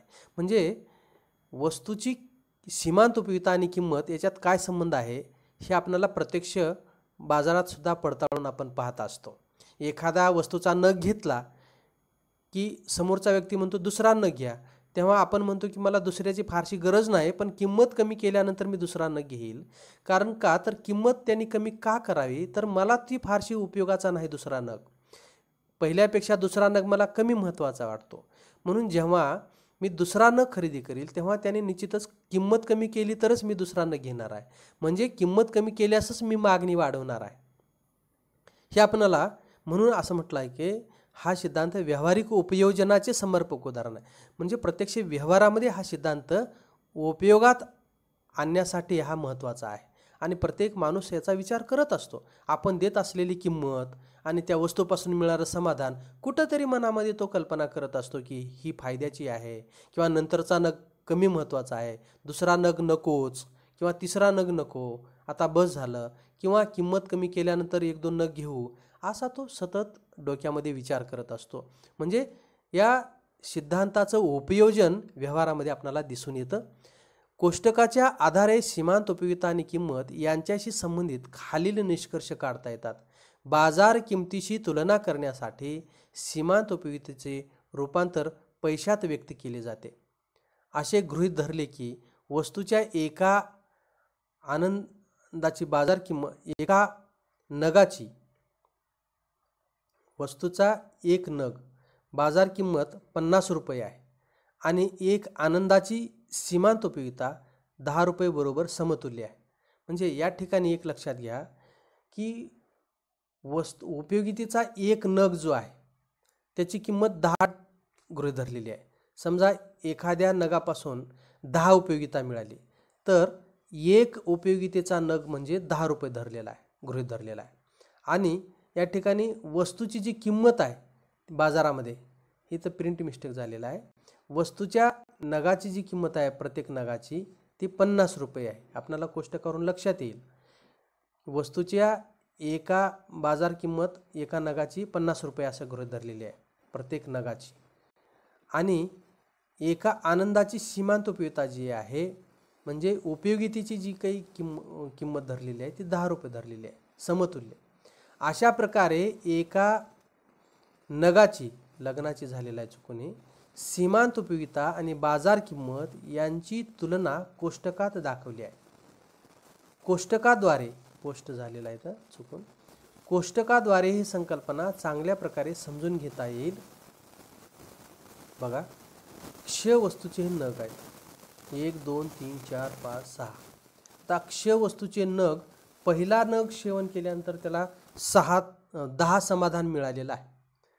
दुसरा नग सेवन केला 8 समाधान मिळालेलं आहे. तिसरा नग सेवन केला 7.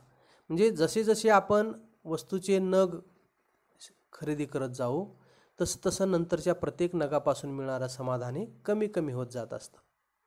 म्हणून आणि सीमांत उपयोगिता रुपयामध्ये एक नग बरोबर 10 रुपये. आता या ठिकाणी 10 उपयोगिता मिळालेल्या, पहिला नग सेवन केला क्ष वस्तूचं किंवा खरेदी केला, क्ष वस्तूचा पहिला नग खरेदी केल्यानंतर त्याला 10 समाधान मिळालेलं आहे किंवा उपयोगिता मिळालेली आहे. एक नग उपयोगिता म्हणजे 10 रुपये असं गृहीत धरलेलं आहे. तर 10 नग उपयोगिता, प्रत्येक उपयोगितेचा एक नग 10 रुपये, तर एकूण 100 रुपये एवढं समाधान किंवा उपयोगिता मिळालेली आहे त्याला पहिल्या नगापासून. 100 रुपये एवढं समाधान मिळालेलं आहे. दुसरा नग सेवन केल्यामुळे किंवा दुसरा नग खरेदी केल्यामुळे त्याला एकूण समाधान किती मिळालेलं आहे किंवा उपयोगिता, सीमांत उपयोगिता किती मिळालेली आहे 8. दुसऱ्या नगामुळे सीमांत उपयोगिता 8 मिळालेली आहे.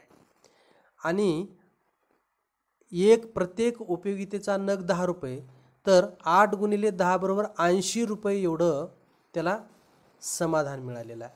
80 रुपये एवढं दुसरा नग खरेदी केल्यामुळे. तिसरा नग खरेदी केला की 7 समाधान मिळालेलं आहे. 10 रुपयाला एक उपयोगिता, अशा पद्धतीने 70 रुपयाच्या उपयोगिते एवढं त्याला समाधान मिळालेलं आहे किंवा उपयोगिता मिळालेली आहे. चौथा नग सेवन केला किंवा खरेदी केला तर त्याला एकूण 50 रुपये एवढा फायदा झालेला आहे किंवा उपयोगिता मिळालेली आहे. कारण का, तर एक उपयोगितेचा नग म्हणजे 10 रुपये, तर असे 5 नग उपयोगितेचे म्हणजे 50 रुपये, म्हणजेच सीमांत उपयोगिता रुपयामध्ये मोजून ही 50 रुपये एवढी उपयोगिता मिळालेली असं गृहीत धरलेलं आहे. त्याच्यानंतर नंबर 5, पाचवा नग सेवन केला किंवा खरेदी केला तर त्याला 3 उपयोगिता मिळालेली आहे. आता 3 उपयोगिता म्हणजे एक नग 10 रुपये एवढा आहे, तर 3 नग म्हणजे 30 रुपये एवढे उपयोगिता मिळालेली आहे. 6व्या वस्तूपासून त्याला सीमांत उपयोगिता 1 मिळालेली आहे आणि 10 रुपयाला एक नग म्हणून 6व्या नगापासून त्याला 10 रुपये एवढं समाधान मिळालेलं आहे किंवा उपयोगिता मिळालेली आहे. आता बाजार किंमत जी आहे, घटक नग किंमत रुपये, पहिल्या नगाची किंमत आहे 50 रुपये, दुसऱ्याची सुद्धा 50, असं सर्व नगांची किंमत आहे 50 रुपये. 50 रुपयाचा पहिला नग घेऊन त्याला जर 100 रुपये एवढं समाधान मिळत असेल तर 100 रुपयाची सीमांत उपयोगिता मिळाली आणि किंमत किती दिली त्या वस्तूला? 50 रुपये. म्हणजे या ठिकाणी पहिला नग 50 रुपये देऊन खरेदी केला आणि समाधान मिळालेलं आहे त्याला 100 रुपये एवढं, म्हणजे 100 रुपये एवढं सीमांत उपयोगिता मिळालेलं, म्हणजे सीमांत उपयोगिता ही जास्त आहे त्या वस्तूला दिलेल्या किमतीपेक्षा. म्हणून 100 इज ग्रेटर दॅन 50, म्हणजे 100 सीमांत उपयोगिता ही जास्त आहे त्या वस्तूच्या किमतीपेक्षा. पहिल्या नगाला त्याने 50 रुपये किंमत दिली आणि त्याच्यापासून त्याला पहिला नग घेतल्यामुळे 100 सीमांत उपयोगिता मिळालेली आहे, 100 रुपये एवढी, म्हणून तो फायद्यात आहे. आपण म्हणतो ना, कमी किमतीमध्ये जर जास्त समाधानाची वस्तू मिळाली तर आपल्याला म्हणतो पण आपण फायद्यात आहोत. तसं 50 रुपयाला वस्तू खरेदी केली पहिला नग आणि सीमांत उपयोगिता किती रुपयाची मिळालेली आहे त्याला? 100 रुपयाची मिळालेली आहे. कारण का, तर सीमांत उपयोगिता 10 मिळाली, एक उपयोगितेचा नग म्हणजे 10 रुपये, तर तीच उपयोगिता आपण पैशामध्ये मोजलेली आहे 100 रुपये एवढे. 50 रुपये देऊन 100 रुपयाचं समाधान मिळालेलं आहे याला, म्हणजे समाधान जास्त आहे, किंमत कमी आहे. दुसऱ्या नगाला समाधान 80 मिळालेलं आहे, 80 रुपये एवढं, किंमत 50च दिलेली आहे. इथं सुद्धा तो जास्त किमतीचं समाधान मिळालेलं आहे, 80 रुपये एवढं समाधान मिळालेलं आहे आणि 50 रुपये किंमत दिलेली आहे, म्हणजे किंमत कमी आणि 80 रुपये एवढं समाधान मिळालेलं आहे. म्हणून 80 रुपयेचं समाधान किंवा सीमांत उपयोगिता जास्त आहे त्याच्या किमतीपेक्षा. तिसऱ्या नगाला सुद्धा सीमांत उपयोगिता ही जास्त आहे त्याच्या किमतीपेक्षा. कारण का, तर 50 रुपये देऊन तिसरा नग खरेदी केला आणि तिसऱ्या नगामुळे 70 रुपये एवढी सीमांत उपयोगिता मिळालेली आहे त्याला. म्हणून या ठिकाणी सीमांत उपयोगिता तिसऱ्या नगापासून मिळणारा लाभ जास्त आहे आणि किंमत कमी आहे. चौथ्या नगाला मात्र त्या वस्तूला दिली जाणारी किंमत 50 रुपये आणि त्या वस्तूपासून जी मिळणारी सीमांत उपयोगिता किंवा रुपयामधलं समाधान आहे 50च आहे. म्हणजे सीमांत उपयोगिता 50 रुपये आणि दिलेली किंमतसुद्धा 50 रुपये, म्हणजे या ठिकाणी हा त्याचा समतोल बिंदू आहे. आणि हा जो आहे तो सीमांतपूर्व नग म्हणतो याला आपण, सीमांतपूर्व. आणि हा सीमांत नग शेवटचा एक विशिष्ट असा, त्याच्यानंतर तो खरेदी करणार नाही अशी त्याची इच्छा होते. कारण का, या बिंदूला त्याचं मॅक्झिमम सॅटिस्फॅक्शन, आपण दिलेली किंमत आणि त्या वस्तूपासून मिळणारं समाधान सारखंच आहे, तेव्हा तो त्या ठिकाणी थांबतो. चौथ्या नगाला 50 रुपये एवढी सीमांत उपयोगिता मिळाली आणि 50च रुपये त्या वस्तूला किंमत मोजली, म्हणून जेवढी किंमत दिली तेवढं समाधान मिळालेलं आहे. याच्यापेक्षा वरचे जे 3 नग आहेत, किंमत कमी दिलेली आहे आणि समाधान जास्त मिळालेलं आहे. जास्त समाधानाचे किंवा 100 रुपये एवढी सीमांत उपयोगिता, 80 रुपये एवढी सीमांत उपयोगिता किंवा 70 रुपये इतकी सीमांत उपयोगिता ही किमतीपेक्षा जास्त आहे, म्हणून याला आपण सीमांतपूर्व नग म्हणतो आणि याला सीमांत नग म्हणतो. आणि नंतरचा 5वा आणि 6वा नग जर त्यांनी सेवन केलाच, त्याला वाटलं की आपण हे खरेदी करावं, तर काय स्थिती होती ते बघू आपण. 5व्या नगाला सीमांत उपयोगिता 30 रुपये एवढी मिळते आणि त्या वस्तूला आपण 5व्या नगाला 50 रुपये जर किंमत देत असो तर किंमत जास्त होते दिलेली आणि त्या 5व्या नगापासून मिळणारी जी सीमांत उपयोगिता आहे ती कमी आहे. म्हणजे त्याची ही असमाधानाची पातळी आहे. बघा, आपण एखाद्या कमी महत्त्वाच्या किंवा कमी उपयोगाची वस्तू असणाऱ्या वस्तूला जर आपण जास्त किंमत दिलो तर आपण म्हणतो आपण फसलो. आपण त्या ठिकाणी फसलो. कारण का, तर एवढी मोठी किंमत घेतली आणि वस्तू फारशी काही महत्त्वाची वाटत नाही मला. म्हणजे या ठिकाणी किंमत जास्त आहे आणि त्या वस्तूपासून 5व्या नगापासून मिळणारं समाधान 30 रुपये एवढ्या सीमांत उपयोगिता एवढा आहे. त्याच्यानंतर 6वा नग सेवन केला किंवा खरेदी केला तर त्याला सुद्धा जर 50 रुपये किंमत देऊन 10 रुपये एवढ्या सीमांत उपयोगिता जर मिळत असेल तर तो सुद्धा किंमत जास्त देऊन अत्यंत कमी उपयोगितेची वस्तू तो 10 रुपये सीमांत उपयोगिता मिळालेली वस्तू खरेदी करत असेल तर तो सुद्धा या ठिकाणी लॉसमध्ये असेल. म्हणून या ठिकाणी विश्लेषण केलेलं आपण. उपभोक्ता एकामागून एक सलगपणे वस्तूचा उपभोग घेतो. घटत्या सीमांत उपयोगिता सिद्धांतानुसार खरेदी केलेल्या व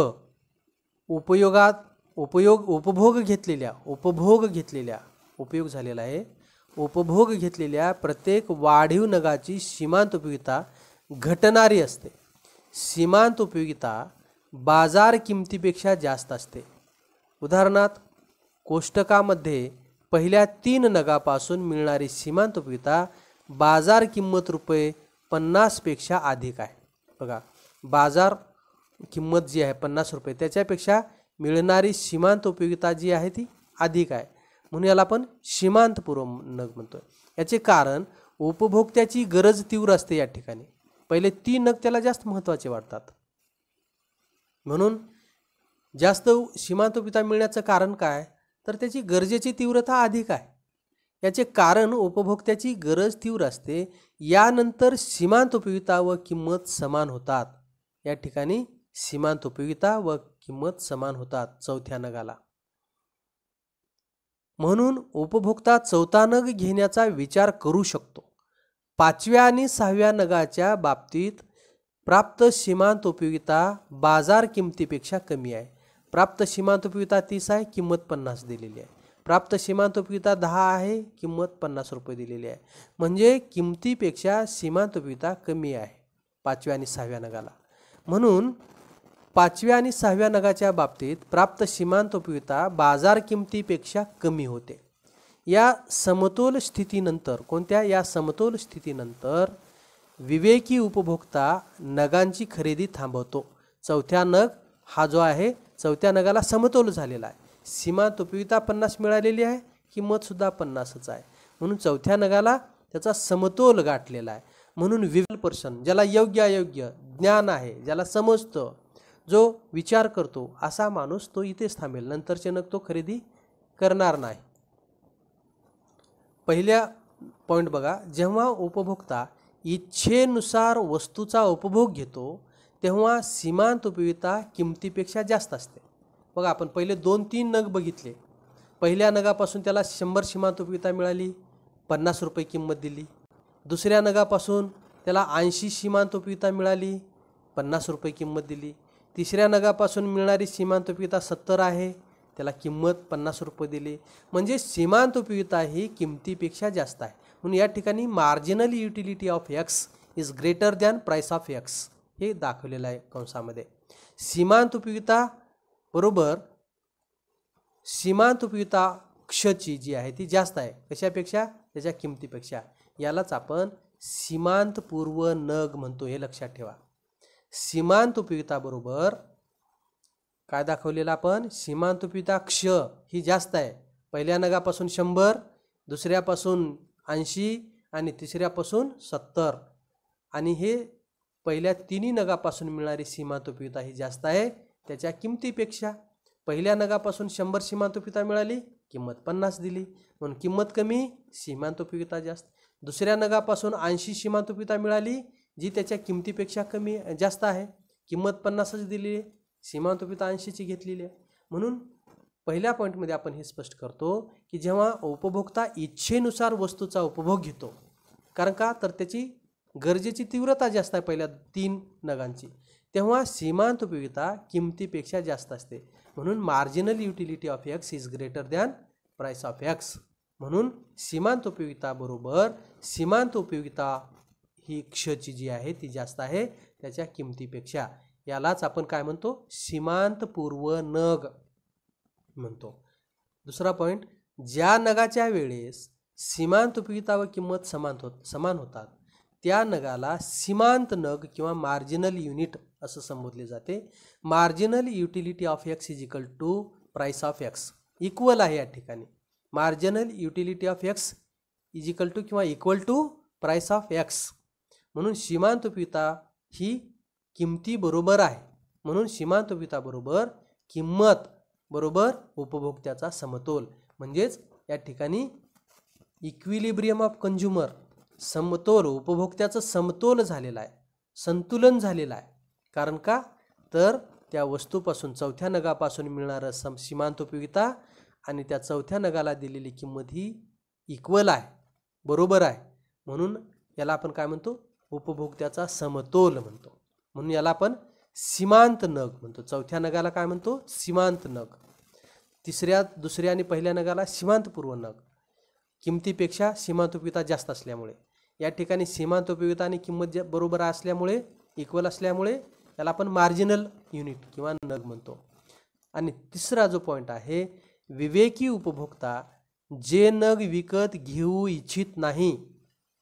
विवेकी उपभोक्ता म्हणजे ज्याला सर्वसामान्य आर्थिक व्यवहारातलं ज्ञान आहे, ज्याला कल्पकता आहे, ज्याला विचार करता येतो, चांगलं वाईट, योग्य अयोग्य, असा विवेकी रॅशनल पर्सन, विवेकी उपभोक्ता जे नग विकत घेऊ इच्छित नाही, कोणता, 5वा आणि 6वा, त्या नगांना सीमांतोत्तर नग असे म्हणतात. कारण 5व्या आणि 6व्या नगाला काय झालेलं आहे, सीमांत उपयोगिता कमी झालेली आहे त्याच्या किमतीपेक्षा. म्हणून या ठिकाणी बघा कंसात, marginal utility of X is less than price of x. म्हणजेच सीमांत उपयोगिता ही कमी आहे.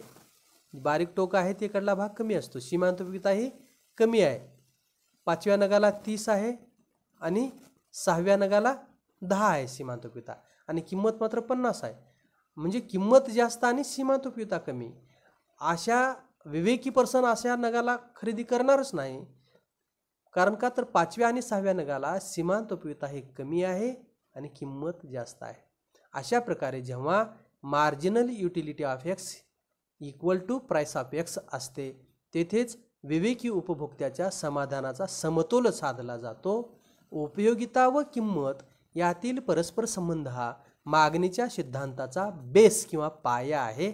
म्हणून सीमांत उपयोगितेचा सिद्धांत व्यावहारिकदृष्ट्या अत्यंत उपयुक्त आहे. त्याच्यानंतर चौथा प्रश्न आहे, घटत्या सीमांत उपयोगितेच्या सिद्धांताची गृहीतके स्पष्ट करा. वेगवेगळी अझम्पशन्स सांगितलेली आहेत. इतर परिस्थिती स्थिर असताना आपण बघितलेलं आहे, घटत्या उपयोगितेच्या सिद्धांताचं विधान बघितलेलं आहे की इतर परिस्थिती स्थिर असताना सेट्रिस पॅरिबस कोणकोणत्या गोष्टी स्थिर आहेत, कोणकोणत्या गोष्टी गृहीत धरलेल्या आहेत. नंबर 1, विवेकशीलता. उपभोक्ता कसा आहे, विवेकशील आहे, रॅशनल आहे. उपभोक्ता विवेकशील आहे आणि त्याची वर्तणूक, बिहेवियर त्याचं कसं आहे, सर्वसामान्य आहे असे मानले जाते. यामुळे तो महत्तम समाधान मिळविण्याचा प्रयत्न करतो. म्हणजे वेड्या किंवा टार्झनसारख्या एकाकी जंगलात राहणाऱ्या माणसाचा अभ्यास अर्थशास्त्र करत नाही. सर्वसामान्य आर्थिक व्यवहाराचा अभ्यास असणाऱ्या, सर्वसामान्य आर्थिक व्यवहारात गुंतलेल्या, ज्याला योग्य अयोग्याचं भान आहे, जो व्यसनाधीन नाही, जो सर्वसामान्य त्याला ज्ञान आहे, अशा माणसाचा अभ्यास, ज्याला महत्तम समाधान मिळविण्याचा प्रयत्न जो करतो, अशा सामान्य माणसाचा अभ्यास अर्थशास्त्रात केला जातो. म्हणून विवेकशीलता ही आमचं गृहीत आहे. म्हणून दुसरं गृहीत आहे संख्यात्मक मापन. आपण बघितलं की उपयोगितेचं संख्यात्मक मापन हे फक्त तात्विक आहे, परंतु आमचा सिद्धांत या ठिकाणी सुलभ जावा त्या ठिकाणी विश्लेषण करण्यासाठी, म्हणून आम्ही उपयोगिता कशी धरलेली आहे, कार्डिनल, संख्यात्मक मापन करता येतं असं गृहीत धरलेलं आहे. सिद्धांतात उपयोगितेचे संख्यात्मक मापन करता येते असे गृहीत धरले आहे. त्यामुळे गणिती प्रक्रिया सहज शक्य होतात. यामुळे वस्तूच्या प्रत्येक नगापासून मिळणारी उपयोगिता जाणून घेता येते व त्याची तुलना करता येते. म्हणजे या ठिकाणी आम्ही असं गृहीत धरले की उपयोगितेची संख्यात्मक मापन करता येते. वस्तूचा पहिला नग खरेदी केला आणि उपभोगला तर 10 समाधान मिळते. दुसऱ्या नगापासून त्या वस्तूच्या 8 सीमांत उपयोगिता मिळते.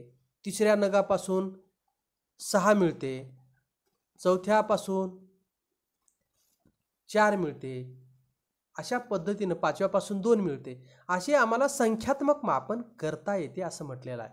भलेही आम्ही बघितलं की सीमांत उपयोगिता किंवा उपयोगिता ही संकल्पना की मानसशास्त्रीय आहे, सायकोलॉजिकल आहे, ती अदृश्य आहे, अमूर्त आहे असं असं बघितलं आम्ही वैशिष्ट्यामध्ये. परंतु या ठिकाणी आम्ही संख्यात्मक मापन उपयोगितेचे करता येते असं आम्ही गृहीत धरलेले आहे. एखादं सफरचंद खाल्ल्यानंतर त्याला किती समाधान मिळालं हे आकड्यात सांगता येतं असं आम्ही गृहीत धरलेलं आहे. कारण का तर त्यामुळे गणिती प्रक्रिया सहज शक्य होतात आणि हे आकड्यामध्ये मांडल्यामुळेच आम्हाला एकूण उपयोगिता वर जाणारा वक्र आहे, घटत्या दराने वाढते, स्थिर राहते, पुन्हा कमी होते, सीमांत उपयोगिता सुरुवातीपासून घटत जाते, नंतर 0 होते, नंतर ऋण होते. हे आम्ही आकड्यामध्ये संख्यात्मक मापन करता येतं हे असं गृहीत धरून हा सिद्धांत मांडलेला आहे. म्हणूनच हे विश्लेषण सुलभ झालेलं आहे. त्याच्यानंतर नंबर 3 एकजिनसीपणा, होमोजिनियस, म्हणजे उपभोक्ता ज्या वस्तूचे नग सेवन करतो आहे त्या वस्तूचे सर्व नग हे कसे आहेत, सारखे आहेत. उपभोगातील वस्तूचे सर्व नग आकार, स्वरूप, रंग, चव इत्यादी बाबत समान आहेत असं गृहीत धरलेलं आहे. नंबर 4 उपभोग सातत्य, कंटिन्युनिटी, हे महत्त्वाचं आहे. एखाद्या वस्तूचं सेवन उपभोक्ता करत आहे तर सतत एकामागून एक नग घेतल्यानंतरच आम्हाला सीमांत उपयोगिता घटत्या दराने म्हणजे घटत जाणारी आहे असं मला लक्षात येईल. अन्यथा प्रत्येक नगामध्ये एक विशिष्ट अंतर जर ठेवला तर सीमांत उपयोगिता घटत जाण्याऐवजी वाढत जाण्याची शक्यता असते. म्हणून उपभोग घेत असताना, जेवण करत असताना एकामागून एक घास घेत आहे, पहिल्या भाकरीनंतर दुसरी घेत आहे, तरच त्याची विशिष्ट काळापुरती त्याची भूक तृप्ती होईल, भूक भागेल आणि प्रत्येक नंतरच्या नगापासून मिळणारं समाधान हे घटत जाईल आणि नंतर तो संपूर्ण समाधान किंवा तृप्ती बिंदू गाठल्यानंतर तो आपलं जेवण बस करेल.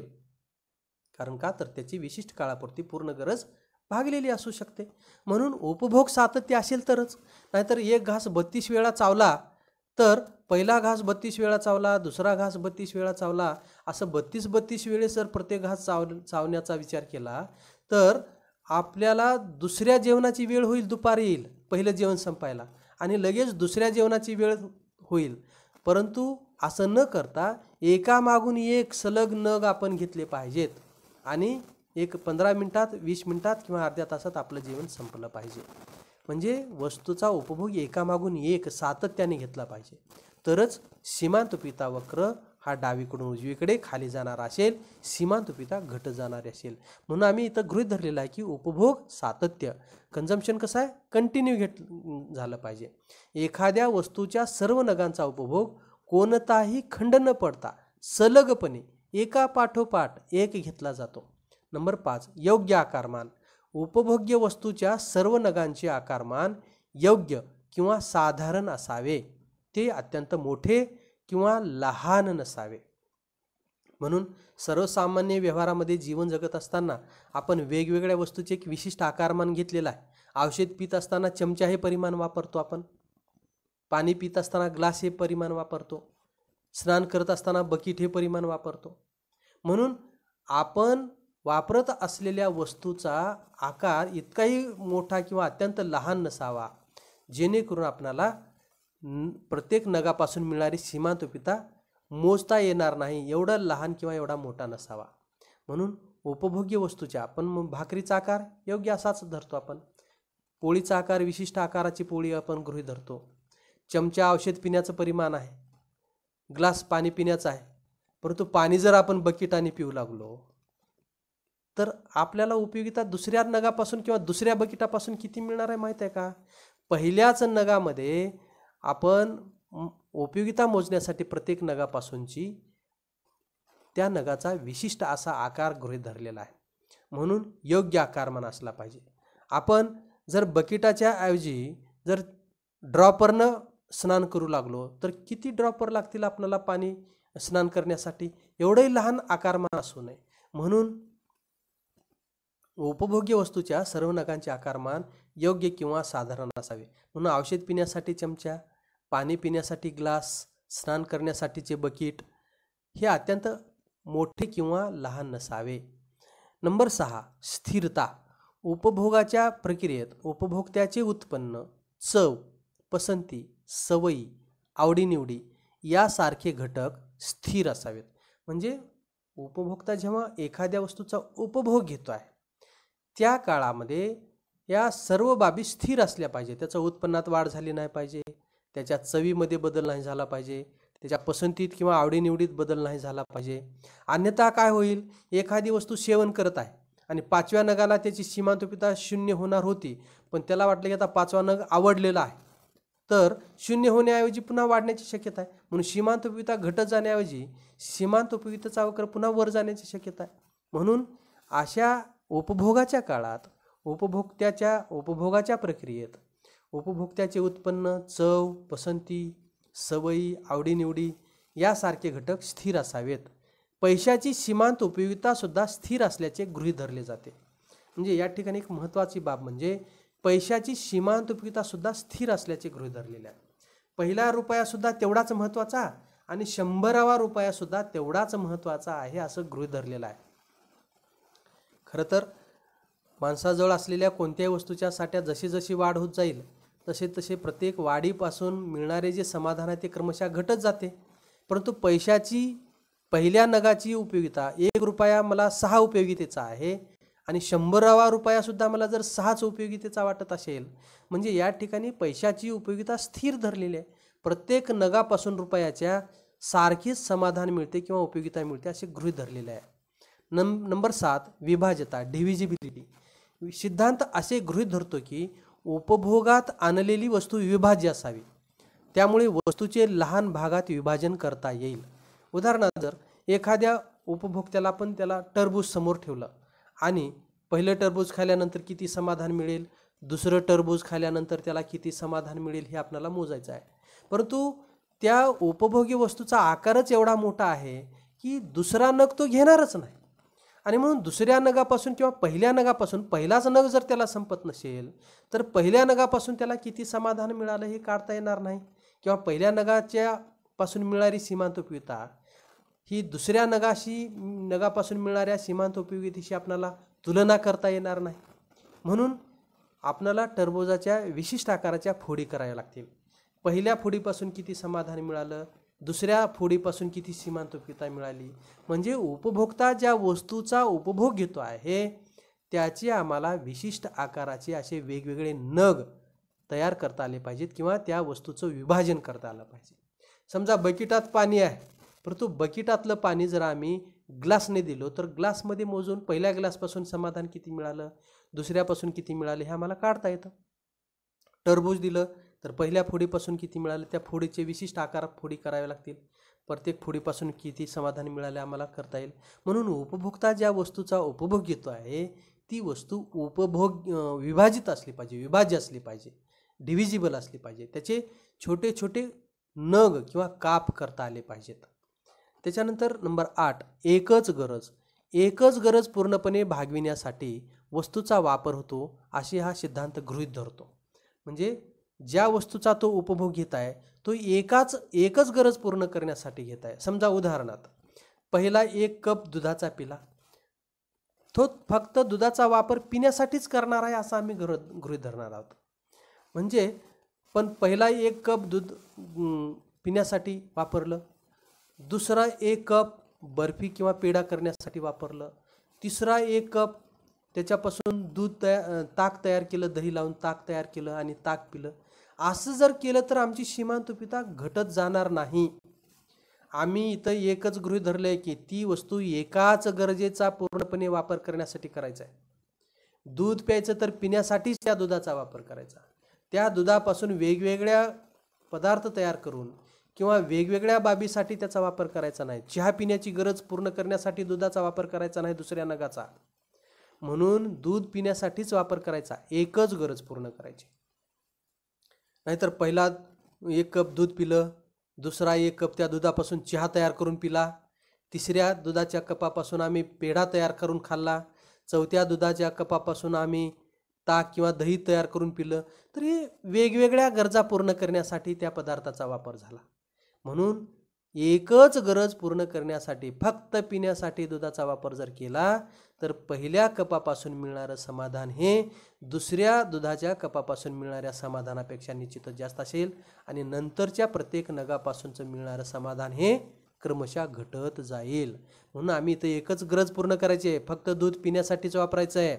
दुसऱ्या 1 कप दुधाचा वापर चहासाठी करायचा नाही, चहाची गरज भागवण्यासाठी, किंवा तिसऱ्या दुधाच्या कपाचा वापर पेढा किंवा बर्फी तयार करून बर्फी खाण्याची गरज पूर्ण करण्यासाठी करायचा नाही, किंवा चौथा दुधाचा कप त्याचं दही तयार करून ताक तयार करण्यासाठी किंवा दह्याची गरज पूर्ण करण्यासाठी वापरायचा नाही. तर एकच गरज पूर्णपणे भागविण्यासाठी वस्तूचा वापर होतो असे हा सिद्धांत गृहीत धरतो. असे हे वेगवेगळी वैशिष्ट्ये आम्ही विवेकशीलता, संख्यात्मक मापन, एकजिनसीपणा, उपभोग सातत्य, योग्य आकारमान, स्थिरता, विभाज्यता आणि एकच गरज अशी वेगवेगळी 8 गृहीतके गृहीत धरलेली आहेत. याच्यानंतर नंबर 5 आहे घटत्या सीमांत उपयुक्ततेच्या सिद्धांताचे अपवाद स्पष्ट करा. आम्ही बघितलेलं आहे की घटत्या सीमांत उपयुक्ततेच्या सिद्धांताला एकही अपवाद नाही. तर या विधानाशी आम्ही सहमत आहोत असं स्पष्ट केलेलं आहे. कारण का तर केवळ चर्चा करण्यासाठी आभासी स्वरूपाचे हे अपवाद आहेत असं आम्ही स्पष्ट केलेलं आहे.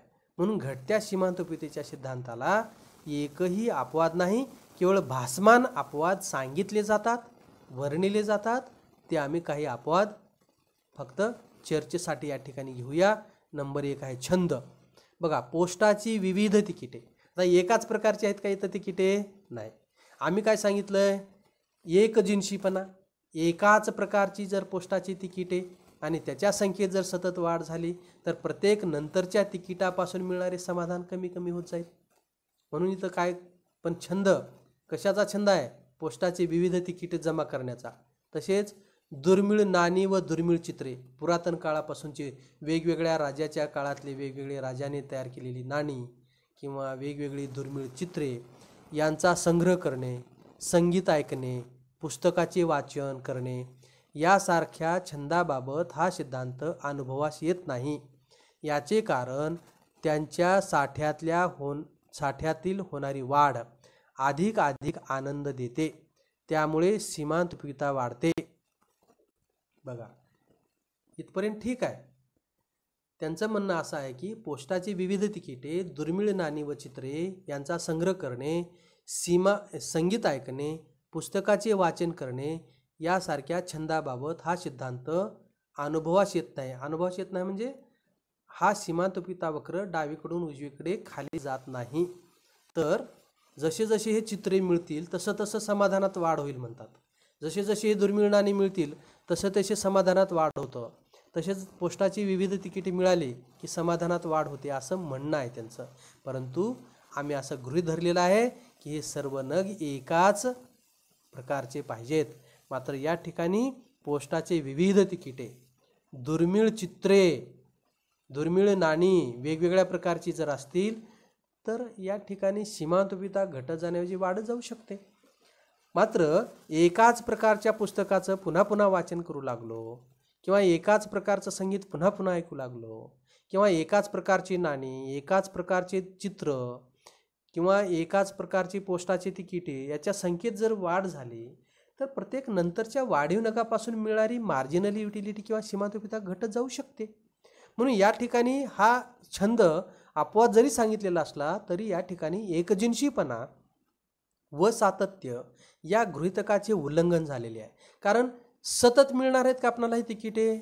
आज मिळाल्यानंतर कधीतरी 2 महिन्यांनी आणखी एखादं नवीन तिकीट मिळेल पोस्टाचं वेगवेगळ्या काळातलं, किंवा दुर्मिळ नाणी जी आहेत आज मिळालं, नंतर 2 महिन्यानंतर एक दुर्मिळ नाणी एखाद्या 16व्या शतकातलं मिळालं, किंवा एखादी दुर्मिळ चित्र नंतर 2 महिन्यांनी मिळालं. कंटिन्यू मिळालेलं आहे का? हे नाही. म्हणून आम्ही इथं एकजिनसीपणा वस्तू माणसाजवळ असलेली जी वस्तू आहे त्या वस्तूच्या साठ्यात सतत त्याच प्रकारच्या वस्तूच्या वाढ होणे आवश्यक आहे आणि ते सतत होणे आवश्यक आहे. मात्र या ठिकाणी एकजिनसीपणा व सातत्य या गृहीतकाचं उल्लंघन करून हा अपवाद सांगितलेला आहे, म्हणून हा आभासी अपवाद समजला जातो. नंबर 2 आहे कंजूष व्यक्ती. कंजूष उपभोक्त्याच्या बाबतीत प्राप्त होणाऱ्या प्रत्येक वाढीव नगापासून त्याला अधिकाधिक समाधान मिळते, कारण तो लोभी असतो, अविवेकी, इरॅशनल असतो. त्यामुळे पैशाच्या साठ्यात होणाऱ्या वाढीबरोबर पैशाची सीमांत उपयोगिता वाढते, परंतु यात विवेकशीलता या गृहीतकाचे उल्लंघन झालेले आहे. म्हणजे कंजूष व्यक्तीबद्दल हा अपवाद सांगितलेला आहे. आता कंजूष व्यक्तीचा स्वभाव कसा असतो? लोभी असतो आणि तो कसा असतो? अविवेकी असतो. एखादी वस्तू आपल्याजवळ किती असली पाहिजे याचं भान असलं पाहिजे, अन्यथा कितीही पाहिजे असा लोभी व्यक्ती जर असेल तर त्याच्याबद्दल सीमांत उपयोगिता घटत जात नाही. उदाहरणार्थ दारू पिलेली व्यक्ती किती खात आहे, पण तो विवेकशील आहे का? त्याची बुद्धी काम करते आहे का? नाही. मग अशा कंजूष व्यक्तीची किंवा व्यसनाधीन व्यक्तीची या ठिकाणी अभ्यास केला जात नाही. व्यसनाधीन व्यक्ती, कंजूष व्यक्ती कसा असतो? मक्खीचूस व्यक्ती जो आहे किंवा कंजूष व्यक्ती आहे त्याला सतत आपल्याजवळ वस्तूच्या साठ्यात वाढ होत जावी असं वाटत असतं. तो सर्वसामान्य आर्थिक व्यवहारात गुंतलेला किंवा विवेकी नसतो, त्याने विवेक हरवलेला असतो. म्हणून अशा व्यक्तीजवळील पैशाच्या साठ्यात कितीही वाढ झाली की त्याच्यापासून त्याला समाधान घटत जात नाही. कितीही पैसा येऊ द्या, सतत येणाऱ्या प्रत्येक नंतरच्या पैशापासून त्याच्या समाधानात वाढ होत आहे, सीमांत उपयोगिता वाढत चाललेल्या असा अनुभव कंजूष व्यक्तीच्या बद्दल दिसून येतो असं म्हणणं आहे. परंतु आम्ही या ठिकाणी आधीच गृहीत धरून ठेवलेलं आहे की आम्ही अशाच माणसाचा अभ्यास केलेला आहे जो आर्थिक व्यवहारामध्ये विवेकशील आहे, रॅशनल आहे, ज्याला योग्य अयोग्य कळतं. सर्वसामान्य व्यवहारात गुंतलेल्या माणसाचा अभ्यास आम्ही या ठिकाणी केलेला आहे. मात्र या ठिकाणी असामान्य ॲबनॉर्मल व्यक्तीच्या संदर्भात हे अपवाद सांगितलेला आहे. मात्र या ठिकाणी आम्ही विवेकशीलता हे गृहीत उल्लंघन करून हे अपवाद सांगितलेला आहे. त्याच्यानंतर तिसरा व्यसन. व्यसनी व्यक्तीच्या बाबतीत असे आढळून येते की मद्याच्या प्रत्येक वाढीव नगाच्या उपभोगाबरोबर त्याच्या नशेची पातळी वाढत जाते. त्यामुळे मद्यपी व्यक्तीची सीमांत उपयोगिता वाढल्यासारखे वाटते. खरे तर हा आभास असतो. ही स्थिती जवळजवळ सर्वच व्यसनाच्या बाबतीत लागू होते. मात्र यात विवेकशीलता या गृहीतकाचे उल्लंघन झालेले आहे. बघा, व्यसनाधीन व्यक्तीचं कसं असतं? पहिला पेग पिला त्याला समाधान मिळालं, दुसरा पेग पिला आणखी पाहिजे म्हणतो, तिसरा पेग दिला आणखी पाहिजे म्हणतो. सतत तो पित राहतो, कारण त्याची बुद्धी काम करत नाही, तो विवेकशील राहत नाही. म्हणून व्यसनाधीन सारख्या व्यक्तीचा अभ्यास या अर्थशास्त्रात केला जात नाही, या सिद्धांतात केला जात नाही. कारण का तर तो विवेकशीलच नसतो. म्हणून आम्ही इथं अगोदरच गृहीत धरलेला आहे, आम्ही विवेकशील माणसाचा अभ्यास करतो. विवेकशील माणसाच्या बद्दलच आम्ही हा सिद्धांत स्पष्ट केलेला आहे.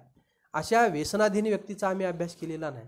भलेही मद्यपीच्या व्यक्तीच्या बद्दल प्रत्येक नंतरच्या पेगपासून मिळणाऱ्या समाधानात वाढ होऊ शकते, सीमांत उपयोगिता घटत न जाता वाढत जाते असं म्हटलं जरी असलं तर ते केवळ आभास आहे. ही स्थिती जवळजवळ सर्वच व्यसनाच्या बाबतीत लागू होते. मग ते सिगारेटचा असेल, बिडीचा असेल, दारूचा असेल किंवा गुटख्याचा असेल. अशा प्रत्येक व्यसनाधीन व्यक्तीला सीमांत उपयोगिता घटत जाण्याऐवजी वाढत जाण्याची शक्यता आहे असं म्हटलं जातं. परंतु हा केवळ आभास आहे, कारण अर्थशास्त्र विवेकशील माणसाचाच अभ्यास करते, अशा व्यसनी किंवा अविवेकी माणसाचा अभ्यास करत नाही. त्याच्यानंतर नंबर 4 सत्ता. व्यक्तीला जशी जशी सत्ता प्राप्त होते तशी सत्तेची लालसा वाढत जाते. ती जास्तीत जास्त सत्ता मिळविण्याचा प्रयत्न करते. परंतु येथे विवेकशीलता या गृहीतकाचे उल्लंघन झालेले आहे. म्हणून सत्तेच्या बाबतीत सुद्धा सीमांत उपयोगितेचा सिद्धांत किंवा सीमांत उपयोगिता वक्र डावीकडून उजवीकडे घटत न जाता सत्तेच्या बाबतीत लालसा, लोभ असल्यामुळे त्याची सीमांत उपयोगिता प्रत्येक नंतरचं पद मिळालं की त्याची सीमांत उपयोगिता वाढत जाते असं म्हटलेलं आहे. परंतु या ठिकाणी आम्ही विवेकशील माणसाचा अभ्यास केलेला आहे. सत्तेमध्ये माणूस लोभी असतो, विवेक हरून बसतो, सत्तेशी चिटकून बसतो, खुर्चीशी चिटकून बसतो. म्हणून सतत सतत आपणाला सत्ता मिळाली पाहिजे आणि सतत सत्तेत आपण मरेपर्यंत असलं पाहिजे अशी त्याची इच्छा असते. परंतु असा माणूस विवेकशील नसतो. विवेकशील असणाऱ्या माणसाला नक्कीच एक वेळ अशी येते की त्याला त्या वस्तूची किंवा त्या सत्तेची गरज कमी वाटते.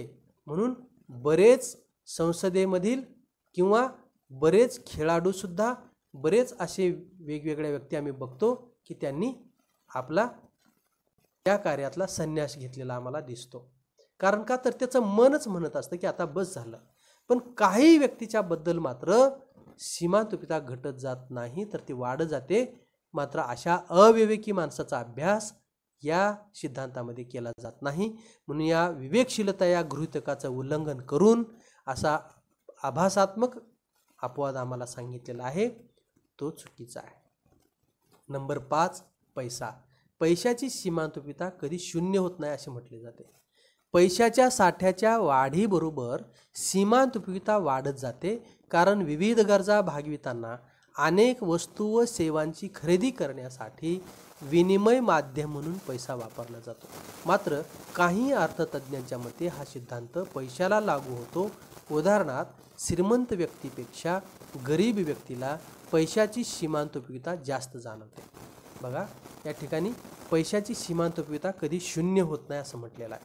म्हणजे सीमांतुपिता वक्र O1 साक्षाला स्पर्श करत नाही, तर तो O1 साक्षाच्या वर जातो असं म्हटलेलं आहे. मात्र या ठिकाणी पैशाच्या साठ्याच्या वाढीबरोबर सीमांतुपिता वाढत जाते, कारण विविध गरजा भागवितांना अनेक वस्तू व सेवांची खरेदी करण्यासाठी विनिमय माध्यम म्हणून पैसा वापरला जातो.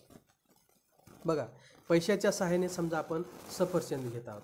विशिष्ट पातळीपर्यंत आपण सफरचंद घेतो आणि तिथे थांबतो. पुन्हा त्या पैशाने तो मोसंबी घेऊ शकेल किंवा त्याच पैशाने तो चिकू घेऊ शकेल. चिकूची गरज संपल्यानंतर त्याच पैशाच्या सहाय्याने तो नारळाचं पाणी पिईल किंवा वेगवेगळे फळं खाईल किंवा कपडे घेईल किंवा गाडी घेईल. त्या पैशाचा वापर तो विनिमय माध्यम म्हणून करेल. म्हणून पैसा त्याला कितीही पाहिजे असा त्याचा स्वभाव होईल. एखाद्या त्याच्याजवळ असलेल्या पैशाच्या सहाय्याने एक गरज पूर्ण झाली की त्याच पैशाच्या सहाय्याने तो दुसरी गरज भागवण्यासाठी त्या पैशाचा वापर विनिमय माध्यम म्हणून करेल आणि त्या पैशाच्या सहाय्याने कापड घेऊ शकेल, त्या पैशाच्या सहाय्याने इतर वेगवेगळ्या वस्तू घेऊ शकेल, वेगवेगळ्या गरजा भागवू शकेल. म्हणून अशा व्यक्ती समाजात आहेत की त्याला पैसा कितीही असला तरी त्याला सीमांतुपिता शून्य न होता ती वाढतच जाते. कारण पैसा एक असं विनिमयाचं माध्यम आहे ज्याच्यामुळे आपल्या वेगवेगळ्या गरजा भागवल्या जाऊ शकतात. म्हणून एखादी गरज भागवत असताना ती गरज भागवत तो सीमांतुपिता शून्य झाली की तो थांबवेल आणि त्या पैशाचा वापर विनिमय माध्यम म्हणून दुसरी गरज भागवण्यासाठी पुन्हा वापर करेल आणि दुसरी गरज पुन्हा भागत गेली आणि शेवटच्या नगापासून सीमांतुपिता शून्य झाले की तो तेच थांबेल. नंतर जवळ असलेल्या पैशाचा वापर विनिमयाचं माध्यम म्हणून आणखी तिसरी गरज भागवण्यासाठी करेल, असा या ठिकाणी त्यांनी विचार केलेला आहे. मात्र काही विचारवंताच्या मते पैशाला हा सिद्धांत लागू होतो. श्रीमंत व्यक्तीपेक्षा गरीब व्यक्तीला पैशाची सीमांतुपिता जास्त जाणवते. म्हणजे पैशाला सुद्धा हा सिद्धांत लागू होतो. म्हणजे एखाद्या गरीब व्यक्तीला 1 रुपया हा 100 रुपया एवढा वाटतो, तर श्रीमंत व्यक्तीला 100 रुपये हे 1 रुपया एवढे वाटू शकतात. म्हणून एखादा दान देत असताना 100 रुपये देईल तर एखादा 1 रुपया देईल. कारण एखाद्याला 1 रुपया हा त्याच्या 100 रुपये एवढा वाटत असेल, तर एखाद्याला ते 100 रुपये त्याला 1 रुपया एवढे वाटत असतील. म्हणजे ज्याच्याजवळ पैशाचा साठा आहे त्याला त्या पैशाची उपयोगिता कमी वाटत असेल, म्हणून तो जास्त खर्च करेल. म्हणून श्रीमंत व्यक्तीला पैशाची सीमांतुपिता कमी वाटते आणि गरीब व्यक्तीला पैशाची उपयोगिता ही अधिक वाटते. म्हणून पैशाच्या बाबतीत सुद्धा हा सिद्धांत लागू होतो. म्हणून ही जरी वेगवेगळे पैसा, सत्ता, छंद किंवा या ठिकाणी व्यसन किंवा कंजूस व्यक्ती याबद्दल जरी वेगवेगळे अपवाद सांगितलेले असले तर हे सगळे भासमान आहेत असं स्पष्ट केलेलं आहे.